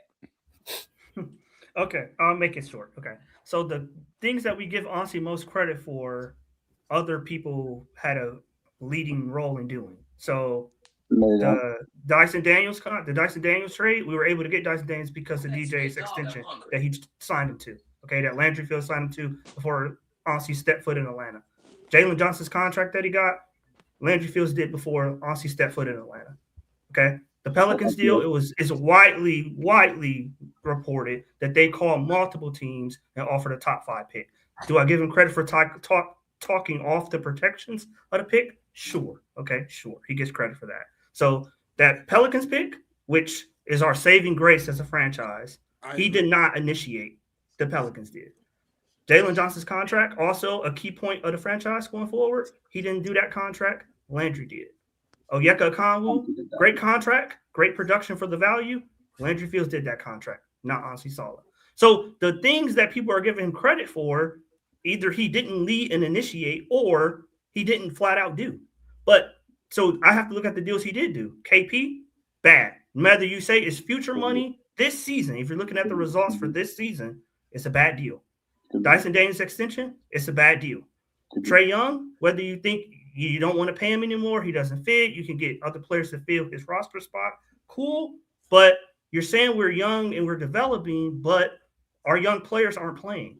Zach is on the minutes restriction still, I think, well, whatever he is on, can't cap 25 minutes. Asa didn't even play last night, okay? CJ McCollum and Jalen Johnson. That sounds like the coach. But as a GM, you have a vision of the team, and the coach implements your vision. So tell me, let's talk about. I would keep it Ansi. The player time, the coach doing that. Okay, what? So Ansi, you gave him what grade? What grade you give him? A C plus. C minus. That sound about right. That stuff he did. That sound about right. All right, Tank. C plus. Talk to me. Why you give him a C plus? Same kind of thing that Matt just said about the dishes he had made this year. Mm-hmm. I think everybody's banking on this pick that he got from the Pelicans. I think that's the reason why everybody is so high on Ansi Sala. But I feel like he hasn't really done anything yet. But the Pelicans pick, I think we should wait and hold on and see. Let's see. Let him, I guess, fill out the team first. Let him give him a 2 years for see what he can do with the team. But I think what's his name? Landry Fields and Sala, I think they're the same. They both in the same bucket. To me, they both haven't really been excellent decision makers. So I think we should wait. I think we should wait and hold on and see what Ansi Sala can do until next year. Let's see what he get in the draft. So that's now you just saying he just an average GM right now. Nothing special, but he ain't messing nothing special. But he ain't messing nothing up for real. No, he hasn't messed really nothing up for real. Okay, honestly. Ryan, what was the grade you gave Ansi? I gave him a B plus just because, and my reasoning being is like, and to Matt's point, a lot of what's good about this season is he kind of piggybacked off of what Landry did of giving Jalen a good contract, getting Dyson, getting the Pelicans pick. And where I disagree with Matt is, I think the Kristaps move was a good move. Don't disagree with Matt. Just tell me why. Why you gave him that grade. Yeah. I think the reason why I didn't give him an A, I held out on giving him A, is because I don't think he's done yet. We still have a couple days till the trade deadline, and as well as you still have the draft, you still have this upcoming free agency to where, you'll have a lot more money to work with all the expiring contracts coming off your books. And, it's interesting to see, which direction they choose or which direction he chooses to go forward with. Okay. Ron, that's probably the most you ever said on the show. You know that in one take. Well, it's hard to talk when you got other people talking on top of you. No, you be like this, Ron. Hey, tell me about the game, Ron. Hey, they played hard. Let's do it again next week. I mean, all right, Ron, you true. Can move on. I'm only letting everybody. Go ahead, Mike. Did you want to hop in on this? Yeah, I was asking about what's the grade you give for Ansi for his decision making up to this point, and give me it. Why? All right, man. So I'm gonna give him a check. Who? No, letter grade. Hey, man, when I went to school, man, so they'll give you a check sometime, bro. Say you plus and minuses. Good. It better be a green check, not that red one. He said not real. So my boy get a check, bro. Damn, Mike, you old, bro. A He said, check? he said, You old as hell, man. A check? God dang, bro. Just give him a letter grade. Say, I don't know if that's old or So he passing. It's a C. He or passing. bad school We're gonna system. chill on them age jokes there, RJ. Hey, man. Hey, don't diss no Atlanta public school system. Hey, don't do that. We're gonna chill on them age jokes. But nah, That's man. elementary. The even check I'm only insufficient. 25. That's elementary. So he get a I don't know, bro. I don't know what to give him, man. I'm still I guess looking at stuff to see what happens or whatever. I mean, I ain't obviously too doom and gloom. So I guess whatever is a middle grade. Why do you call it doom? D? Why do you call it doom and gloom? I mean, I guess that would be an F, right? A D. You said why I call it doom and gloom. Doom and gloom would be like I call it that because a lot of times, folks talk as if there's no like no angle or no way of like possibility of things being fine or better down the road or whatever it's called. I mean, I feel like, I mean, I won't lie and say it's not a pivotal moment in things. Like, yeah, it's they got to make the right things happen over the remainder of this season and next season, over off season and next season. So we'll see if they do. We'll see how he does. Hey, Virgo said something to you, Mike. Oh. Like, what you said you from the east side. Y'all gotta do what for me? Something for him. Y'all gotta do what for him? He left out the word. He left it out, Virgo. Say, Brian, I told you. Hey, they talking about the east side, but he can't even form the question right. They say, yeah, that's what I'm saying. They asking for a grade. That's what I was getting to. I'm like, hey man, I'm gonna get Unzi a makeup packet. You feel me? Like, you know what I'm saying? Read that makeup packet. Say, then get a makeup packet. Hey, say you do that, you're straight. You feel me? That's crazy. Hey, Mike. The only way Unzi get an A+ for me is that he fired Quinn. Hey, Demar, I'm gonna give Ansi an S. You can't go right. You can't go wrong. S for satisfactory, yes. You can't go wrong with a satisfactory. Hey, you know what? I give him an I for incomplete. That's what they used to incomplete. They used to give us that in gym class. Hey, isn't the All-Star Reserve supposed to be announced in like 30 minutes or so? Well, it is today, huh? Yeah. I mean, hopefully Jalen make it, man. But I mean, yay. I've been reading like he's one of like the 3 locks to be a reserve. It's him. I wish the top 3 locked in the damn seed. And that's what I wish. Shit, I want to win, bro. Yeah. Damn, but you say yay like that ain't nothing. Like, no, that's good for him. That don't do nothing for me. He not serviceable. Hey, what does that do for the fan base? Not even that, man. Hold on, what did it do for the fan base when Trae Young made it? Exactly. Well, yeah. What does it do? Tank? Huh? Yeah. What does it do? I don't know. I'm saying, well, I mean, you get a chance to be. I don't get. I don't. You know, I don't really watch All-Star Weekend and shit like that. I don't really, because the player awards like that, unless it's MVP, I don't really care about it. That's good for the player because guess what? That's how the player get more money. Yeah. But for me as a fan, we finally got another All-Star. I'd rather for us not to win shit. As I prefer us not to win no individual awards and make deep playoff runs. That's what I prefer. So you don't want your players to get recognized for what they did. I mean, you can do both. You can win and get. I didn't say nothing was wrong with it. I'm just telling you, I don't really care. I ain't saying nothing wrong with it. I don't really care. I want to win games. That's what around 6 on NBC. Okay, I read something that said it was 5 p.m. Eastern. All-Star. You know what they do? What? They're gonna play him for about 3 minutes, and he's gonna sit on the bench. That is true. That's what always happens. No matter who we got. They got JB Bickerstaff. He may not even play 3 minutes. You know, Bickerstaff care about defense. Nah, not the All-Star game. Not in the All-Star game. The All-Star game's. Look at Mag. If you think the Hawks play bad defense, the All-Star game's even worse. Well, this year is different, right? This year is the whole. Oh yeah, this year is different. It's the East or the USA versus the world. But they're not doing East versus the West. No, Hey, it's USA hey, versus Mike, the world. Hey, Mike, did you get that? Look, he said Trey made the All-Star team and we lost 4 first-round picks. That's where he's at with Murray at the All-Star game. Oh dang, yeah, dang. That is true. So, oh yeah, hopefully JJ make the right connection, not the wrong one. So Hey, you let me ask y'all this. This is a good question. Let me ask y'all this real quick before I go. If you could choose, who would you want JJ to be recruiting at All-Star Weekend? Don't worry about the trade packages, none of that shit. Just a player.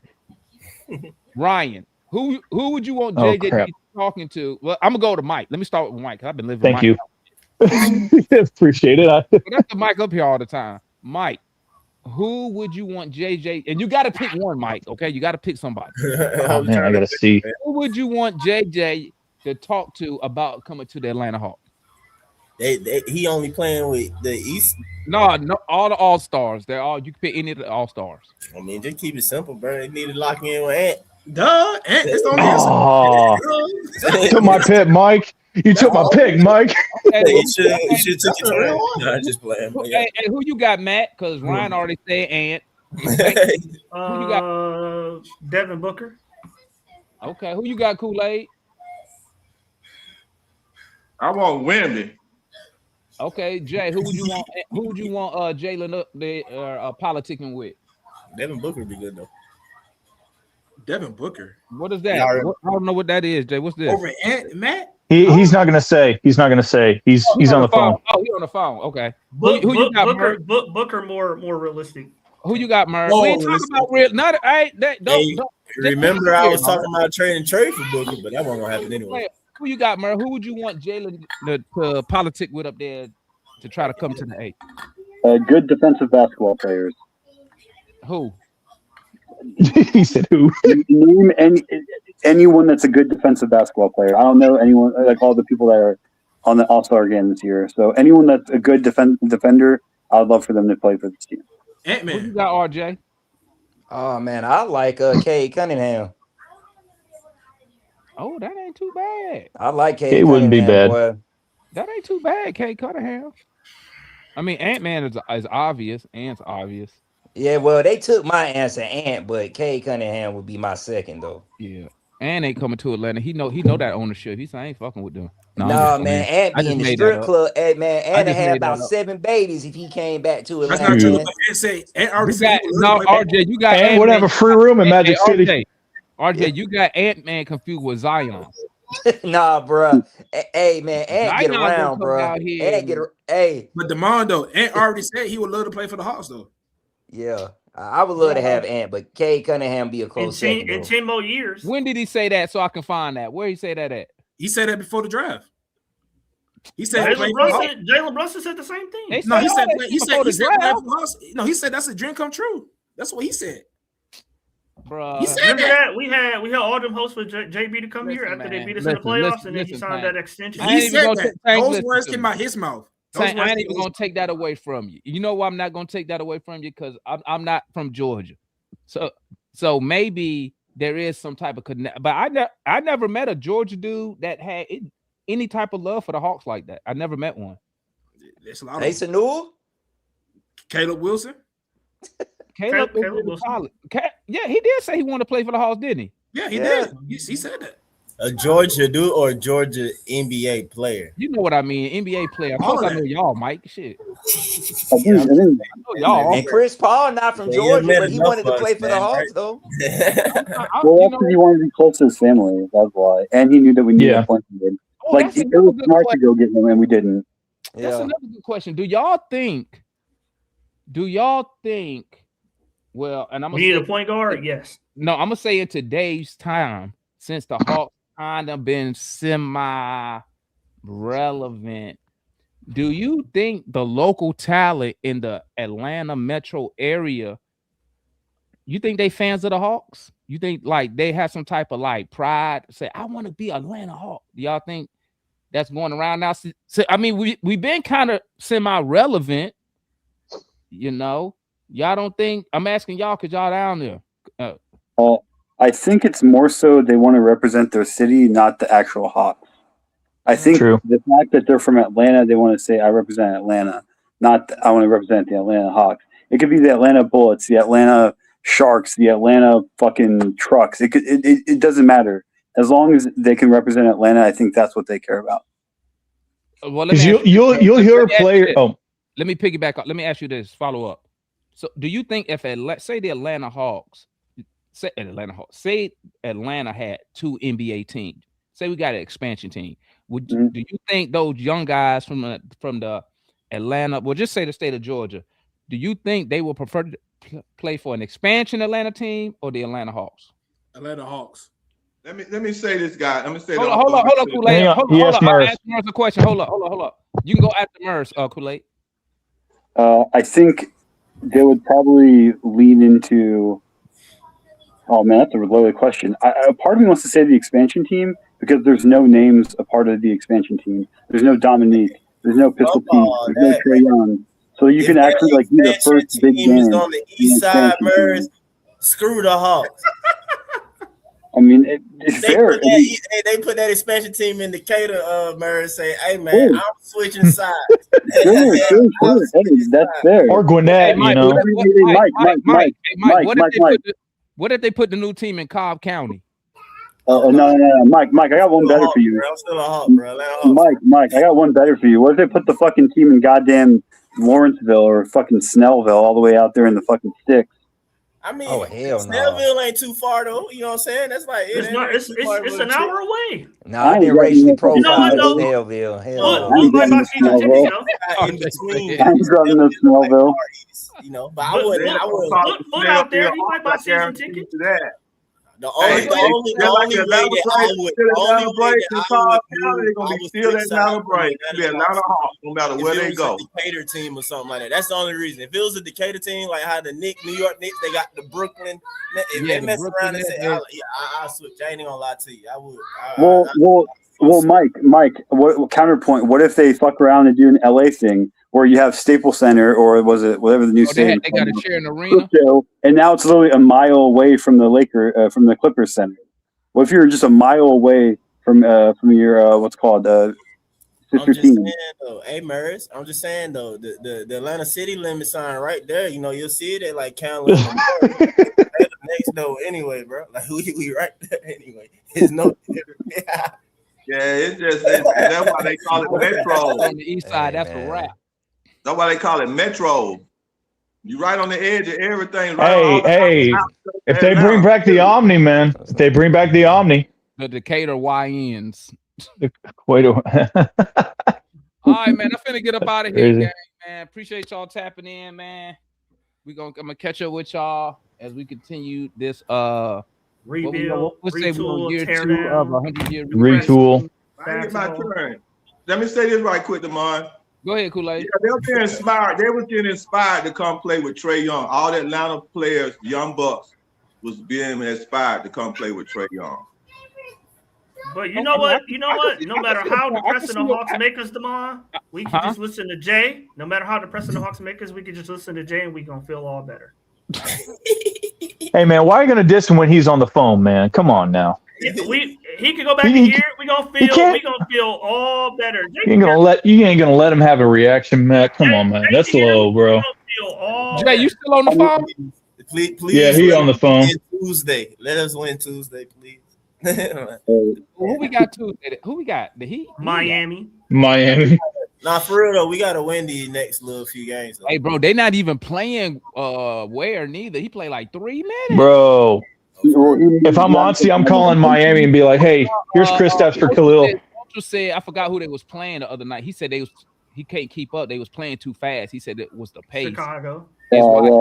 Oh yeah, they about to play tonight. Actually, I think they're about to play tonight. They about to play in a few minutes. Oh, really, Murs? Damn. Yeah.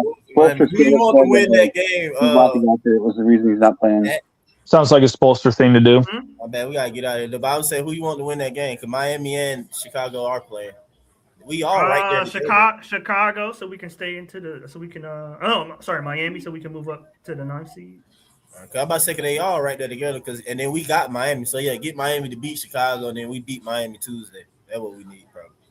All right, bet. All right, gang. I'm gonna tap in with y'all, man. Yes, all right, guys. Y'all take it easy, man. Y'all be easy, man.